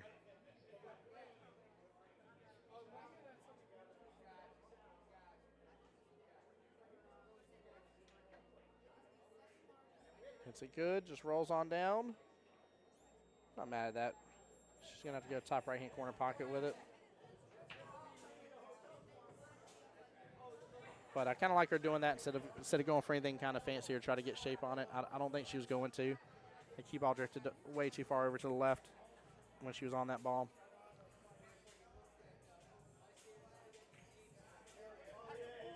Nice run, good attempt there on the 10 ball for the top right-hand corner pocket.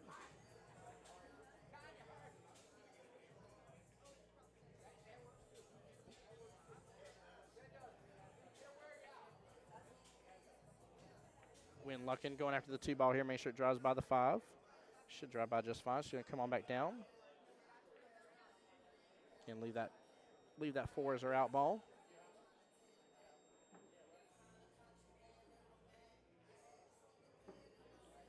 Well, nice thing is for sure there's nothing in the way of that 8 ball for either bottom left-hand or right-hand corner pocket.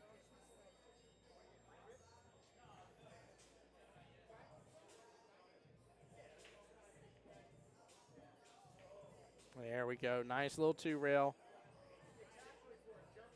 Good shape here. Take that 4 right-hand side pocket, 8 bottom left-hand corner pocket. Knock out this first rack, get it on out of the way.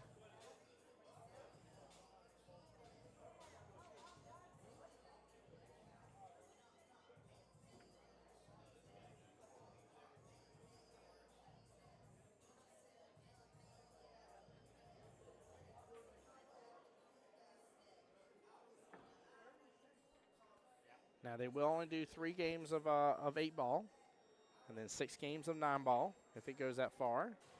So because we started with 8 here, we'll definitely move into 9 ball without a doubt. Good out by Miss Gwen, first rack. Good showing from Miss Wendy, having to deal with some problems there. This is gonna be a good matchup. Gonna be a good matchup between these ladies.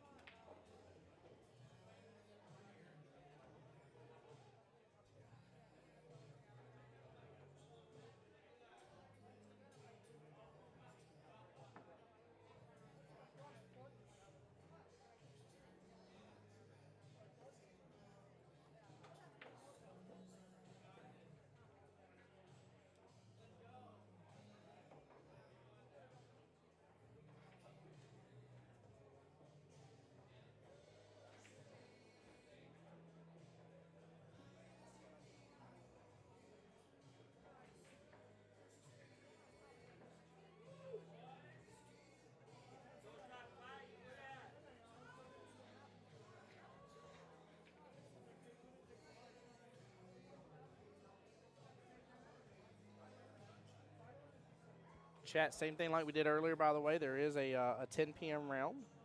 So depending on how long this matchup goes, if for some reason another ends super early and we got a little bit of a wait time, then of course I'll end stream and come and bring it right back at 10 o'clock. But if not, then we'll keep the stream going in case it runs close into the next round.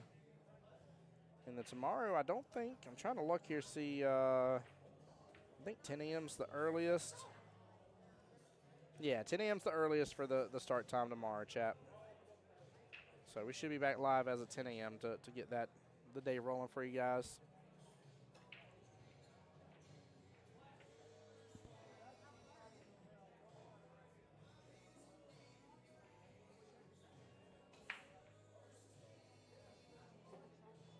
Nothing on the break. A lot here towards this bottom half of the table. A little spread there towards the middle half, which has more stripes in it.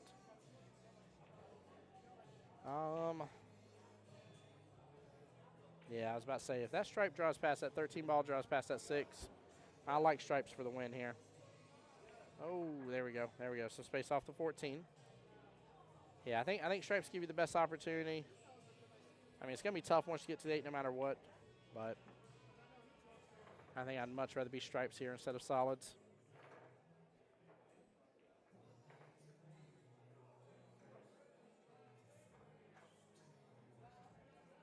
Chili, I missed that comment earlier.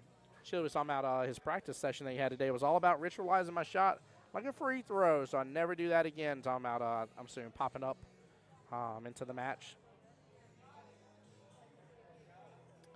Yeah, it's you gotta. I talked to Rex earlier when he came out of the booth for a moment. He's like, you know, he's apologizing. He's like, I shot horribly and stuff. I said, man, I was like, there was something going on in your game that you just didn't trust your stroke. You were chicken winging. I was like, now, granted, I was like, you know, only you can kind of figure out whatever it was that was causing that, right? But there was definitely something in his shot process or pre-shot routine or something along the lines that was causing him not to trust his stroke. And it was very reflective on the table, unfortunately for him, which Neil was already shooting good. And if you got an opponent that's already shooting good, on top of the fact of you're not playing a game to your normal speed that you play, it's just dramatic and just compounds on top of each other, so it makes it tough. Makes it tough.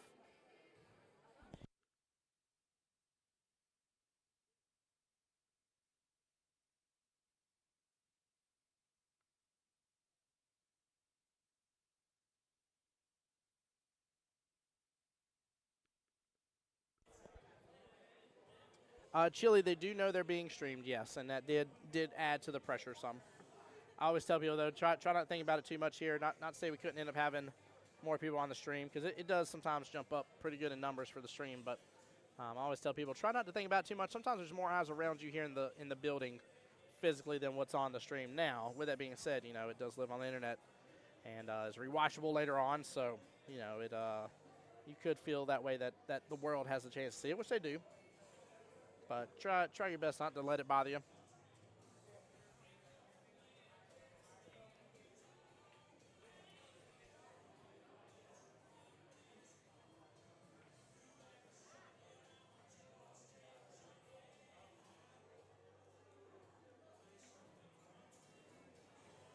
Guys, give me 1 second. I need to mute up for just a moment. Hold on real fast. I'll be right back.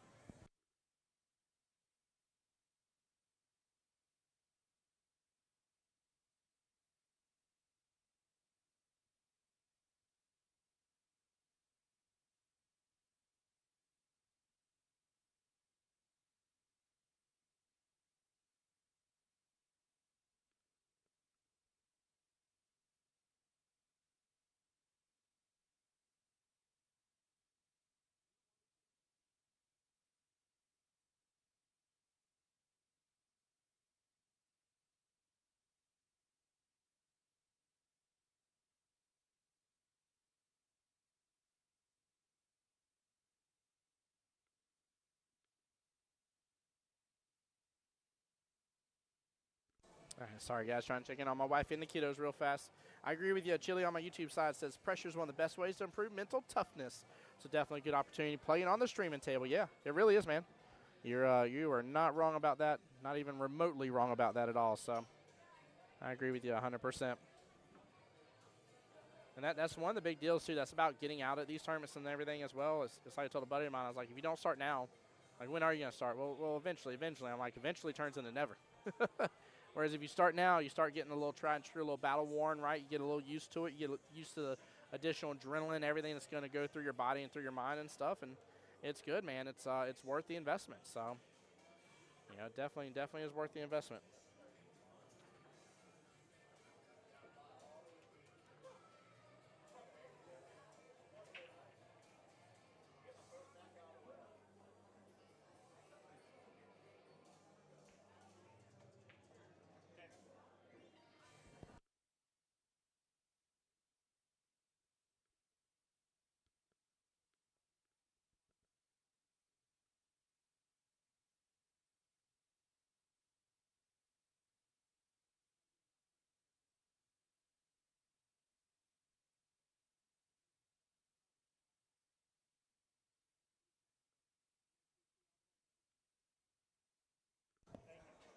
Yes, sir.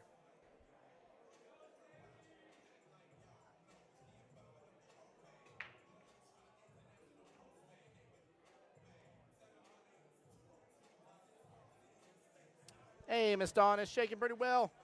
How you doing, my dear? Welcome to the stream.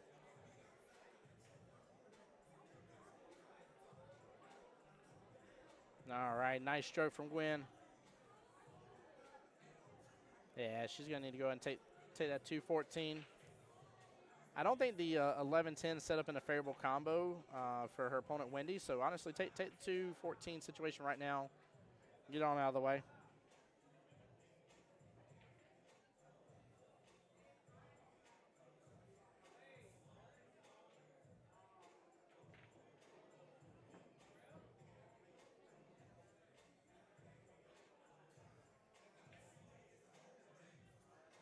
There we go. 2-ball taking over now. And again, this really isn't leaving Wendy with a lot. This is really forcing her hand on this. This is a smart play. A very smart play from Gwen on this one. Yeah, like I said, I didn't think the 10-11 were in a good position, but she didn't have really much of a choice. The 8 was a little bit in the way, which I guess she could have made good contact with the 9, but she still would have had her 10-11, tied up. The plus side of this is that 10 is rolled into a nice position on the 1, so she got a good bang for the buck for that shot. And she needs it, too, on that one. That was a good play. That was a good play. Even if you had enough eyes on that 9, you definitely go after your 10-11. You got to break them apart. Gwen doing the old 1 rail right there. Gets on down to the bottom short rail. Good eyes on the 5.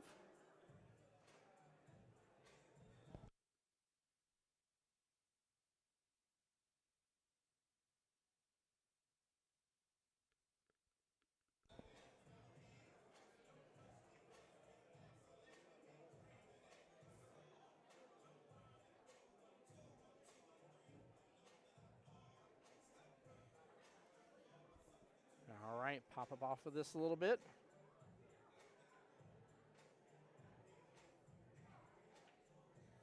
I should like a little bottom here instead. She's going to come off the rail, but I'm afraid of running that 9. That was the worry right there, killing the energy from the cue ball. She wanted to pop back up a little bit. I'm assuming it still have access to that 1 to the bottom left-hand corner pocket, but it's going to be tough. The 10 ball's in definitely an issue for where the 1 is. Now she can go for that bank on that right-hand side pocket. Ooh, looking at the cut there, left-hand side pocket. Gwen, I love it, but that is tough. Oh, that's tough pickings.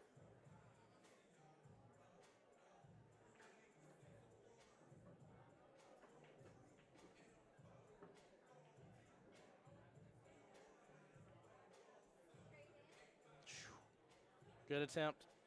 Very good attempt. Now here comes a good window of opportunity for Miss Wendy, though. This isn't going to be easy, but she is below the 9 right now. Don't think she has access to that 10, that left-hand side pocket. If she does, that'd be a great way to start. But she has that 9 where she can block. I mean, she got the 8 and 10 with that 9. She could definitely play a little blocker here. No, she had access to that 10 for that side pocket. No, she had it. She had it, chat. Oh, man. That was a good attempt.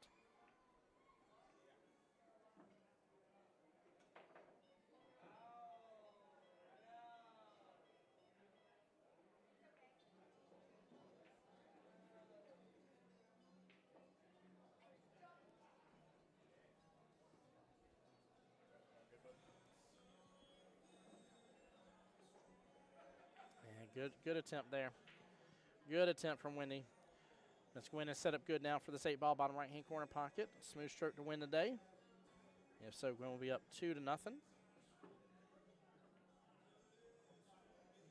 And she is 40% of the way there in the race to 5. One final rack of 8 ball, and then we will finish off the rest of this matchup in 9.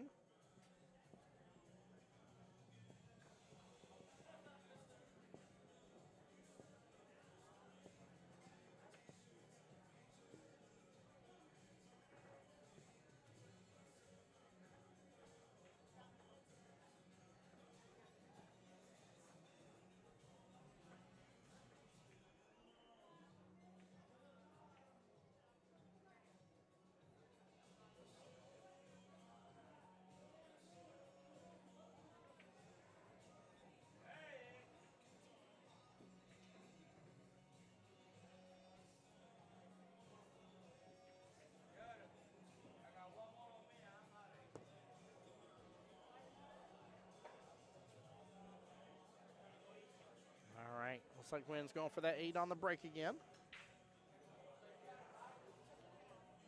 Gets a hold of it, 8 drifts a little bit to that left-hand side. See anything on the break again? 9, 12, 15. Nothing on the break. Solids look a little nice just because of how they're kind of strewn out there from left to right. The 6, 5, 3, 7, and 2. And you got the 2 stripes sitting down there, the 15 and 9 that are not in the best position. I mean, you can get a hold of the 15, but still something you got to work on. So if she can start off with a solid here, this will be a good rack for her. And she does. She pots that 7 ball so well. Get back above the 1. No, darn. That would have been so nice to clip back above the 1. She still got other options, but could already worked on a tougher ball, if you will. Oh, getting in that cluster, but she still got access. There we go. No, 5 does not drop. She would have had good eyes on the 6 right after. And then probably would have went after the 4 ball next if I had to take a guess. Well, she has not left Gwen very well by the luck of it. So Gwen's going to go and opt here to take advantage of that 15-9 situation and moving around a little bit. Maybe play blocker against that 6 ball. Yeah, just like that. Nicely done. Very nicely done. Now, I don't know if it blocked enough. There's still access to like 6 into the 15 rail and get that 5 combo type situation. But right now, this is a good leave here, at least a better situation for her.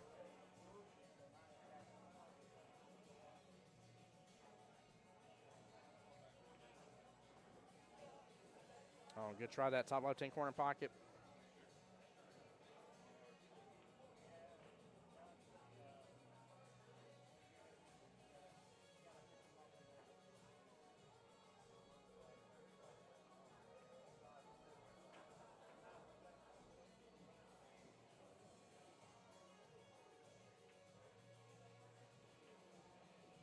So say definitely start with this 14 ball Gwen, but she's looking at mapping out the whole table.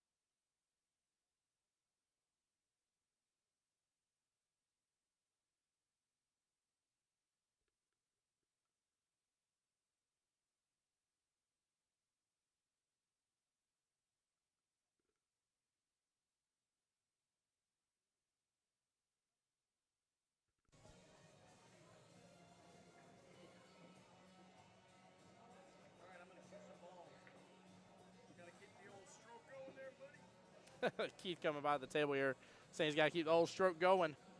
Got to go bust some balls. I do like it, though. A lot of people are taking advantage, even though there's 7-footers in the middle. There's one 8-footer. Some people have been taking advantage of getting some practice time. So there we go. Nicely done by Miss Wendy there. 6 balls taken over. Got to go after that 4 ball. 4, 1, then 6. And then maybe, just maybe, there's a way to get that 8 top right-hand corner pocket. It's tough to tell how much room that 8's being blocked up by the 13 that's already on and the 12 in the way. But there is a little window of hope here for her. And she is shooting and circling really good right now. So let's see if she gets this rack here, making it 2-1 going into 9 ball would be a nice way to leave it. Your opponent only up 1. You're switching formats over to 9 ball. Maybe that's your better cup of tea, so you get a little revamp. So, does the 8 go in the side? There may be a carom option a little bit, but I think it has to carom off the 12 to then go that way to that right-hand side pocket, to be honest with you. Past that, I don't think it's going to go in the side chili.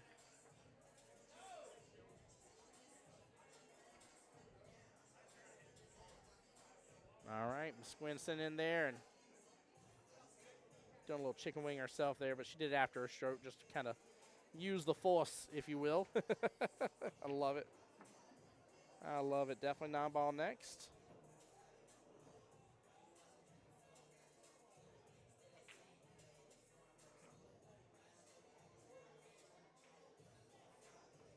All right, go after that 12. I don't know. If the 12's saving the 8 from going, I don't know. Yeah, I'm going after 12 next. I definitely am. I'm going after 12. I'm leaving that 13-8 situation going on right there. And then I'm taking this 15 into the 6 and taking over that bottom left-hand corner pocket. This is what I'm doing.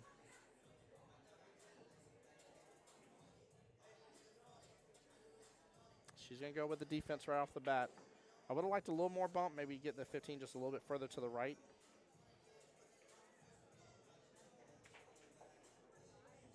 So this is why I love little defensive matches like this.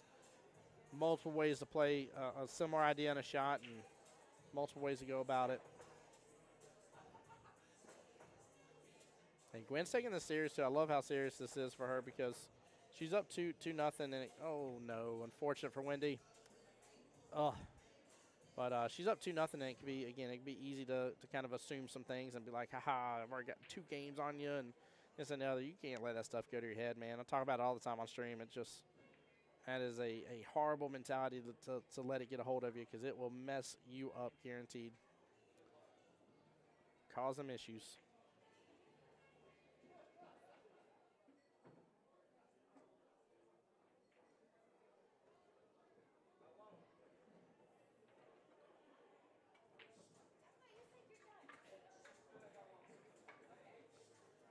See, this is a wild situation too, even with ball in hand. This is not an easy issue. Do you work on the breakout? Do you go for the situation right away? Because you need to be sure of your run if you're going to break that out.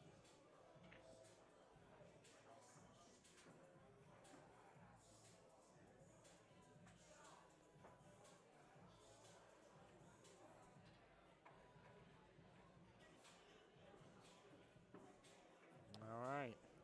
She is on top of that 10, though.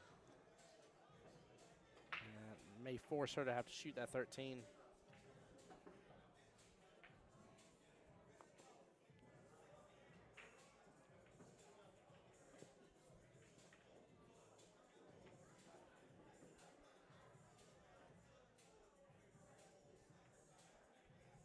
All right, she just goes for the defense. She's not trying to free up the 13 ball. I like that because freeing up 13-8 may give the run back to Wendy. That's my main concern with that situation.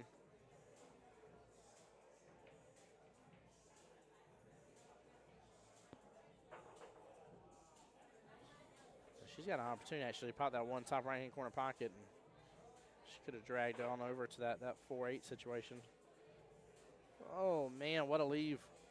What a leave. I like that. Both ladies playing very defensive-minded here against each other.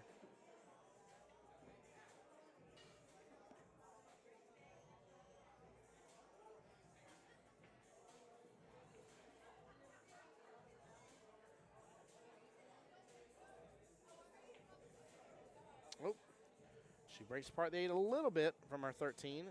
Got a little closer to the 12, but still some space in between them.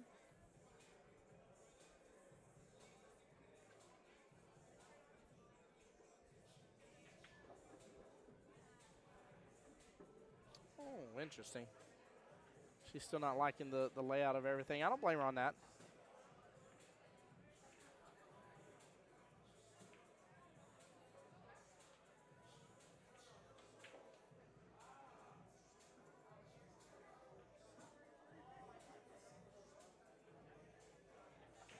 Neither lady wants to mess with this breakout. Gwen is going to force Miss Winnie here to hit to the 4 by the luck of it. I don't think she's going to have a choice in the matter without trying to kick and potentially get a ball in hand, and you don't want to do that right here. So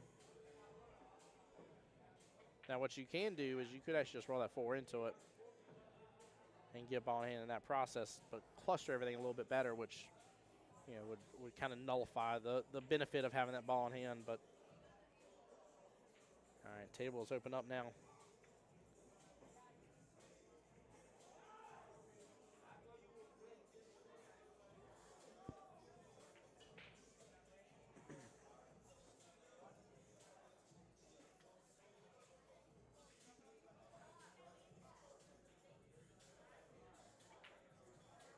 Oh, no.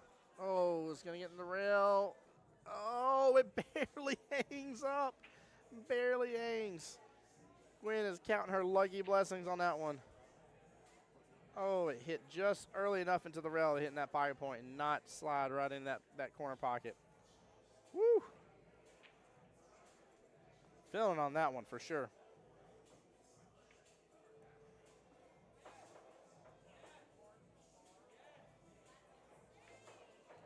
Even Chili on my YouTube says, oh my indeed. Oh me, oh my.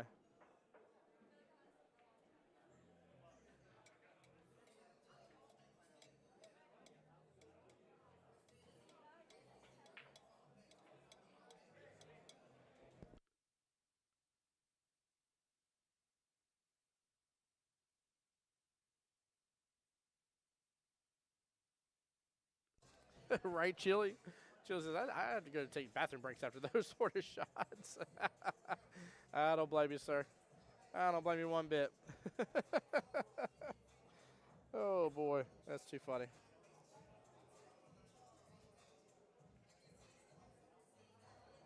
There we oh, overcut it. She was set up good on that 13. All right, we're down to the nitty-gritty now. Both ladies with open room for the table, both down to their last 2 object balls before the 8.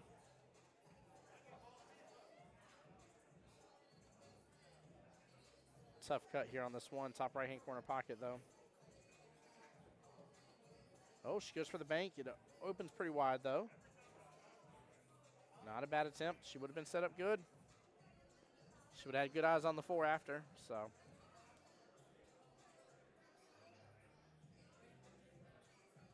I was about to say, I like taking the 13 here, using a little bottom right. Can that rail get back upfield a little bit? Kind of top right of where the cue ball is right now.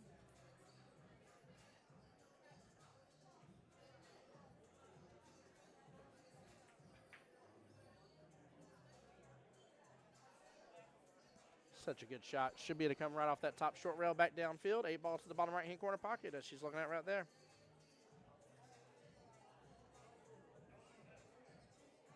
If she gets this right here, though, this will be a major victory going into 9 ball. Up 3-0 right now is good lead. Gives you all the confidence in the world.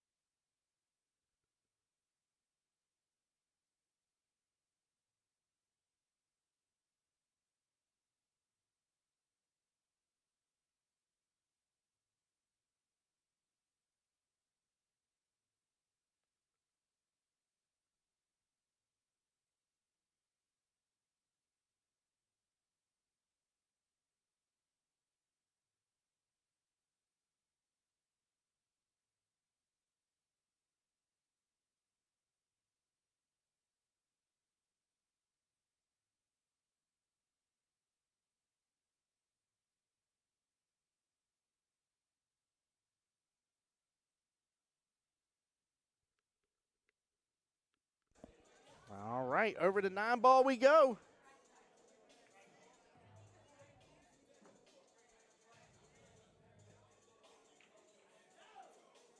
Over to 9 ball we go. Good runs here from Gwen. Strong fight from Wendy, though. I know the score says 3-0 right now, but Wendy has been fighting for sure. We're going to see if Gwen can close this out, though, and potentially get a 5-0 flawless victory. She's gonna be shooting for it. She is still coming from the side break, still trying to go for that 9 on the snap. Keep in mind, 9 on snaps, early 9s, right? That does count. Although this is using the APA rules, this is using APA Masters rules, it's still all about the 9 ball. This is not a point space, it's rack spaced. All right, not much movement on the 9. Ooh, bit of a cluster. Bit of a cluster. 6 and 3 tied up, 7 and 9 kind of tied up with each other.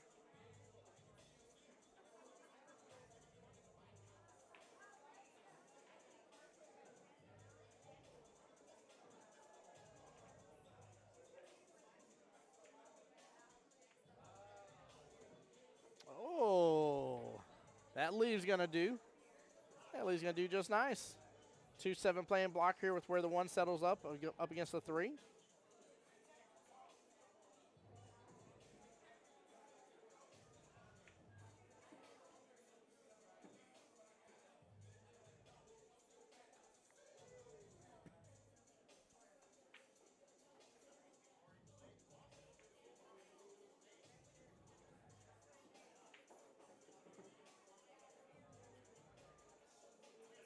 Early 9 opportunity right here. Send it top right-hand corner pocket.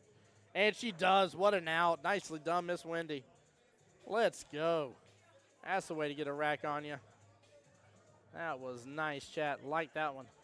Take a look at this instant replay again. Very, very well done on that one. Gets the combo in perfectly. Lets the 9 just open up naturally. Goes right into the heart of the pocket. No ifs, ands, or buts about it, chat. 3-1. We got to fight on our ends now. Let's go.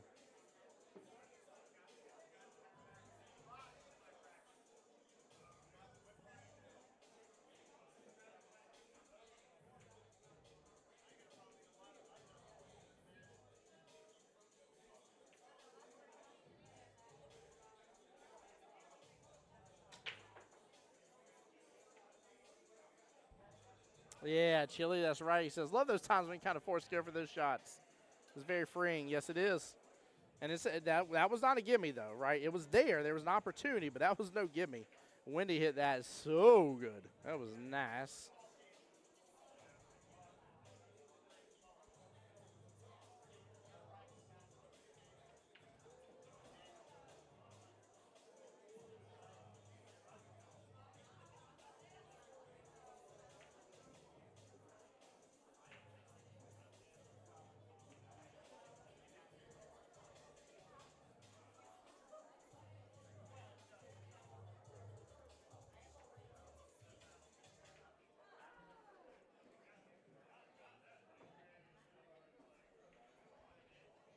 Yeah, Chili, that's right. She did have perfect speed on that. It was impressive. It was definitely impressive. Chat, y'all been kind of quiet on the Facebook side. Everything going good over there? Or did I miss something here? Trying to refresh it just to make sure. If I've been missing things, sorry, guys. Yeah, no, y'all being quiet over there tonight. I'm surprised. It's just because it's day one. Y'all will get, ooh. Kind of shot back up and kind of a little to the right there with the way it hit into the rim. But I know why y'all are being quiet. You're saving all your energy for when we get to the finals on Sunday. That's what y'all are doing. I see you, chat. I see you.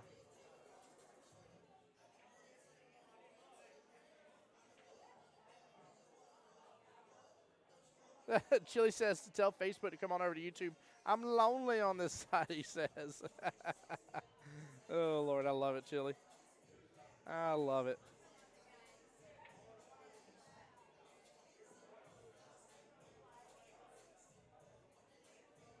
Oh, they should face some defense here.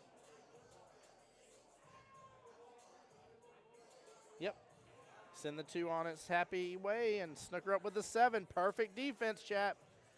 Perfect defense. Wynn said, pull a little John Cena here and be like, you can't see the 2 ball. Dun, dun, dun, dun. She hit that so good, too.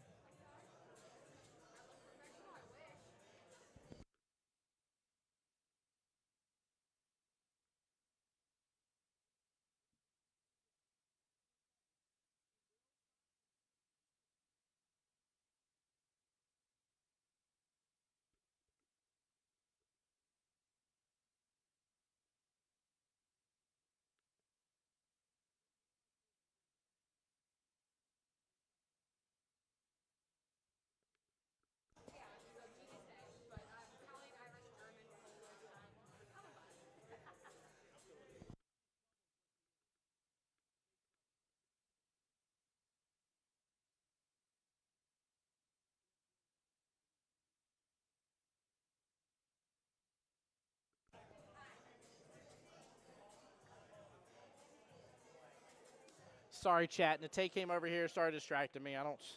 Goodness gracious. I got. She said you guys are welcome. I love the confidence. I love the confidence. Oh, man. They're just good people. I'm so happy to see so many of my friends and people from the Orlando area. Oh, boy. Hits in that bottom short rail. Good shot by Gwen. Actually, looks like she has an angle here a little bit on this 4 that she might be able to work with. I don't know. I feel like it's going to get in between that 8-9, though. Now I'm kind of looking at it. Yeah, it was going to head right in between that 8-9. She was trying to get it all the way over, too. Good attempt. Had she been off the rail, she might have been able to do a little more and work with it. But she left Wendy tough. That's at least a plus on this for her. Keith comes in, starting fighting words right off bat and says, Wawa is better. Keith, I'm going to throw my stinky shoes at you out of nowhere, sir. This man works at Publix and says Wawa subs are better. I tell you what, blasphemy if I've ever heard it in my whole entire life. He's crazy, guys. Crazy. Keith, how you doing, brother? Good to see you tonight, man. I'm glad you were here.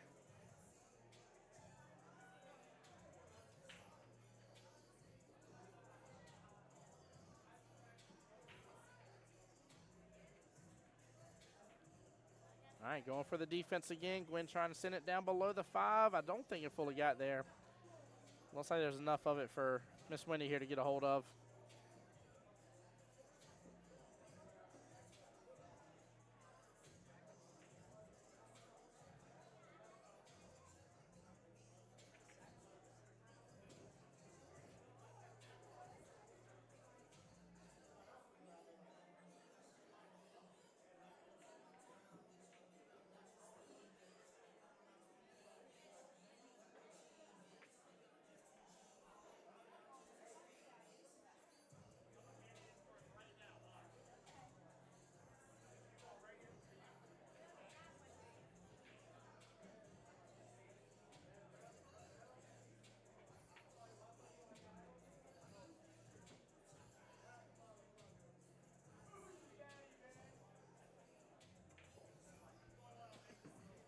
Tough shot right here because of where the 1 is, or the 4 is up with the cue ball. She slices it good, but no go. Good use of the bridge.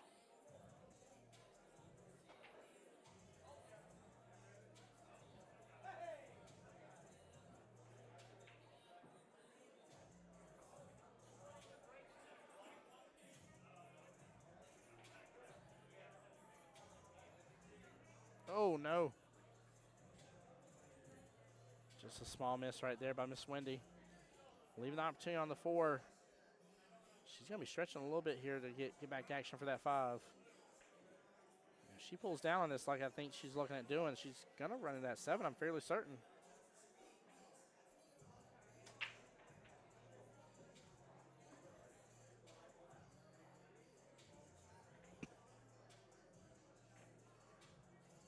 And she ran into it, but clipped the side of it. Cue ball went to the right-hand side. Open up a beautiful window for that 5.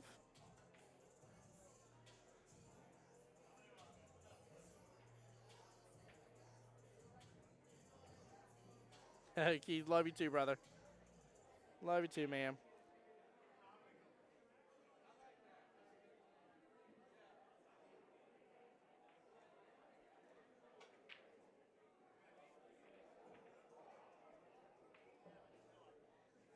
There we go. Put a little umph on it. Comes off that top short rail. Get off the left-hand long rail. Oh, rolls right up against it. Just a little less umph and she would have been good there. Not much. Just you're talking about a smidgen.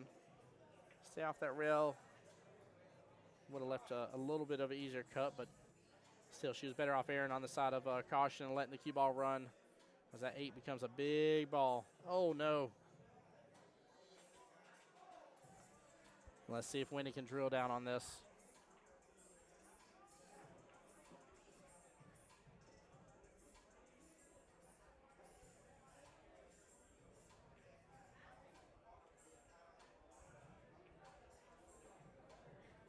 There we go. Gets right back over. Nice shot. Good stroke.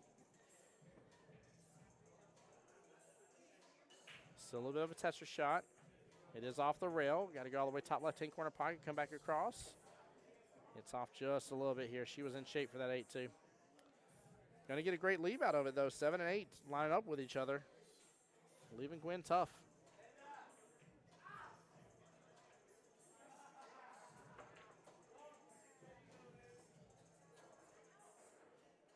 Chili says, I would have pulled my hamstring, pull a hammy, he says, reaching like that. I know, right? That's what that's why I, I'm trying to, well, not trying, but working towards getting back surgery here soon. That kind of stuff is what I can't do.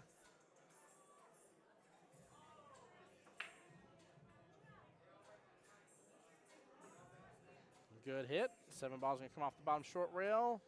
Oh boy, she has returned the favor. And now the 7 and 9 are blocked up.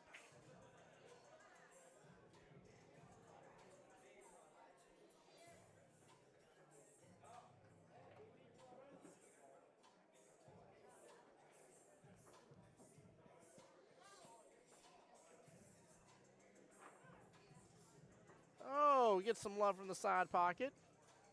That'll work just fine right there. I know it wasn't what she was meaning to have happen, but you can't help but not to watch that in instant replay because of what happened.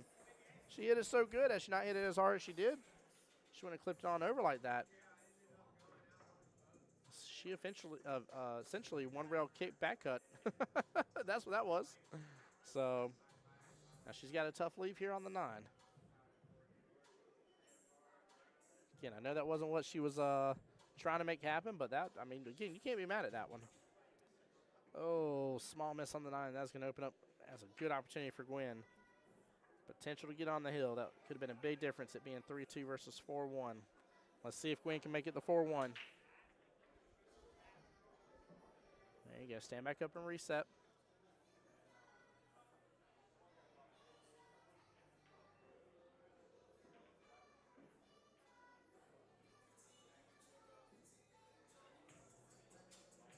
All right. Gwen gets it 4-1. She will be on the hill.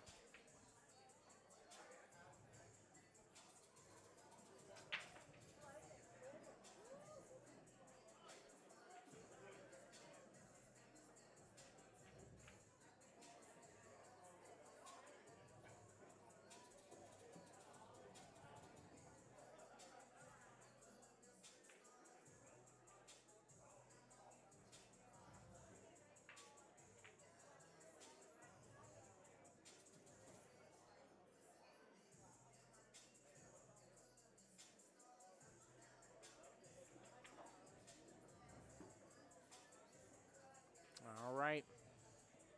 Potential 9 on the snap for the win here to close it out 5-1. And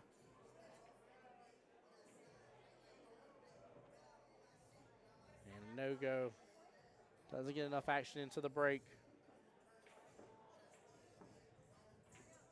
Hey, Chile, I appreciate that for the best luck with the surgery, man.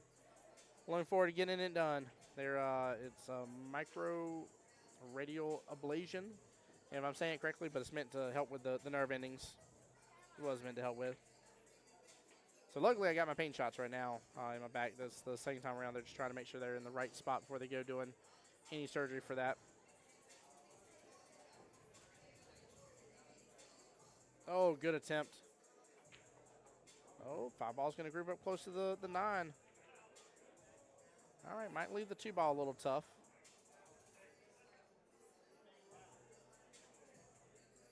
Yeah, honestly, that 5 getting in place like it is not a bad thing at all. Not a bad thing at all.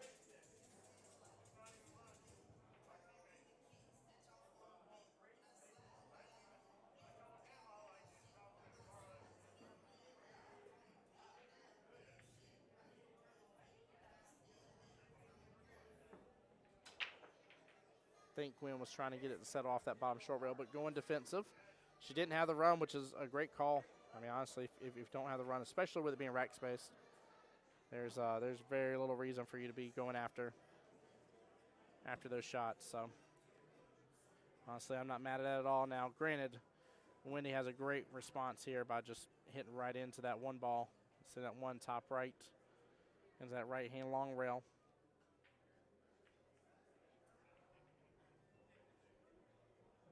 There we go. Oh, it leaks out. I cannot believe it didn't snook her up with something over there. Still leaves the window of opportunity here for Miss Gwen. That was it right there. That was a good attempt.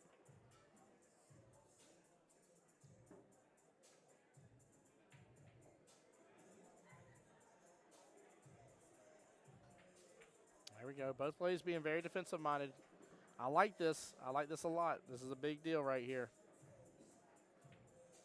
Smart plays all around, and this is exactly what they have to be doing right now.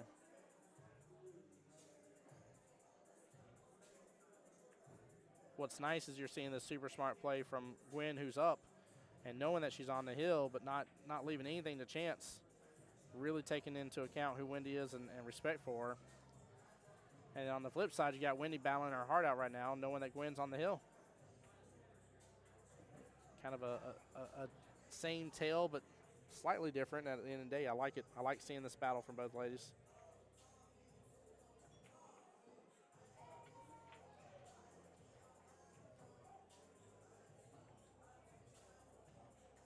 Makes for a far more enjoyable matchup for sure.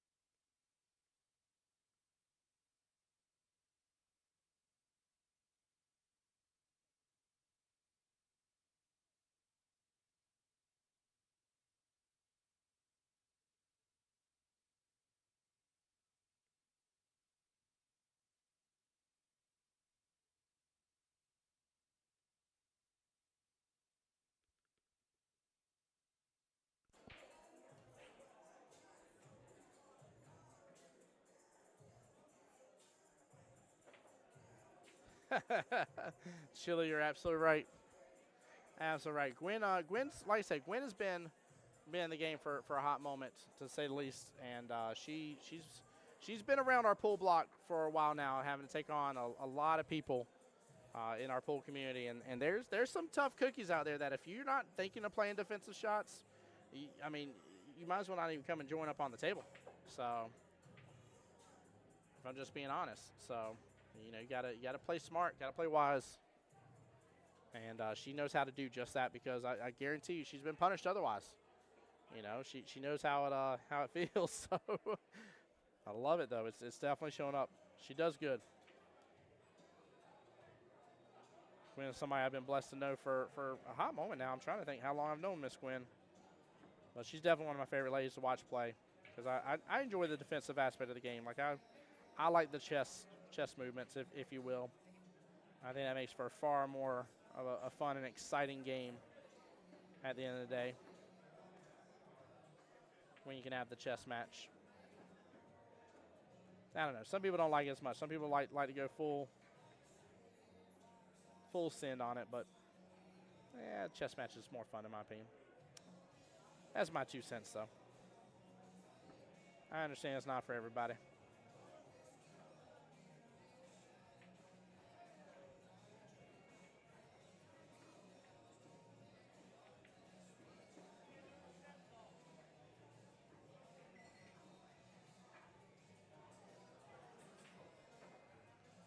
Yeah, Chili's in agreement. Me too. Tactical pool is so much fun to watch.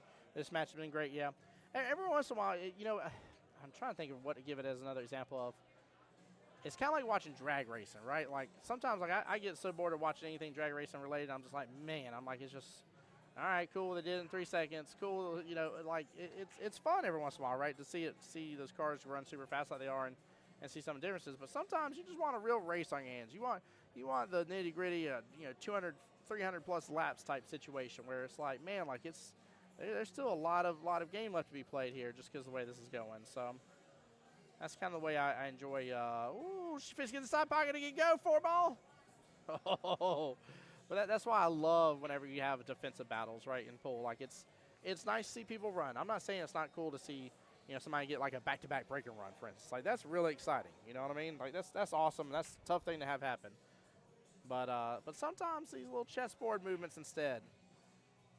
Actually, I wouldn't even say sometimes. I would say a majority of the time I enjoy the chessboard movements more than anything. So, same thing with the shutouts. Shutouts are, I could have 5 streams in one day, and if it's all shutouts the entire time, I'm just like, man, that was anticlimactic as can be. Like I know for the person getting the shutout here, you know, they're happy as can be because they 7-0 somebody or, you know, whatever it is, whatever the race is. But for me watching, I'm just like, boring. Sometimes it doesn't do the trick here. Sometimes you want a little bit of excitement. You want that comeback. You want that story to happen and unfold before your eyes and see how people battled. So.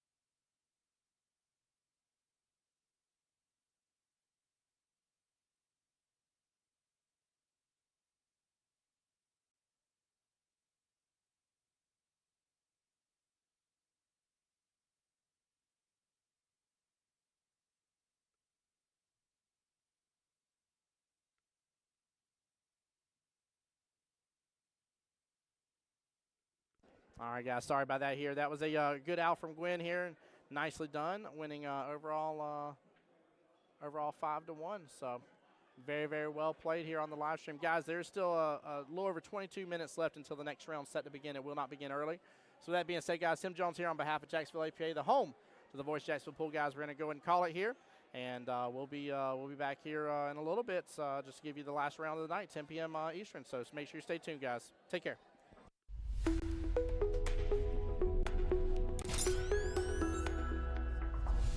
The voice of Jacksonville Pool.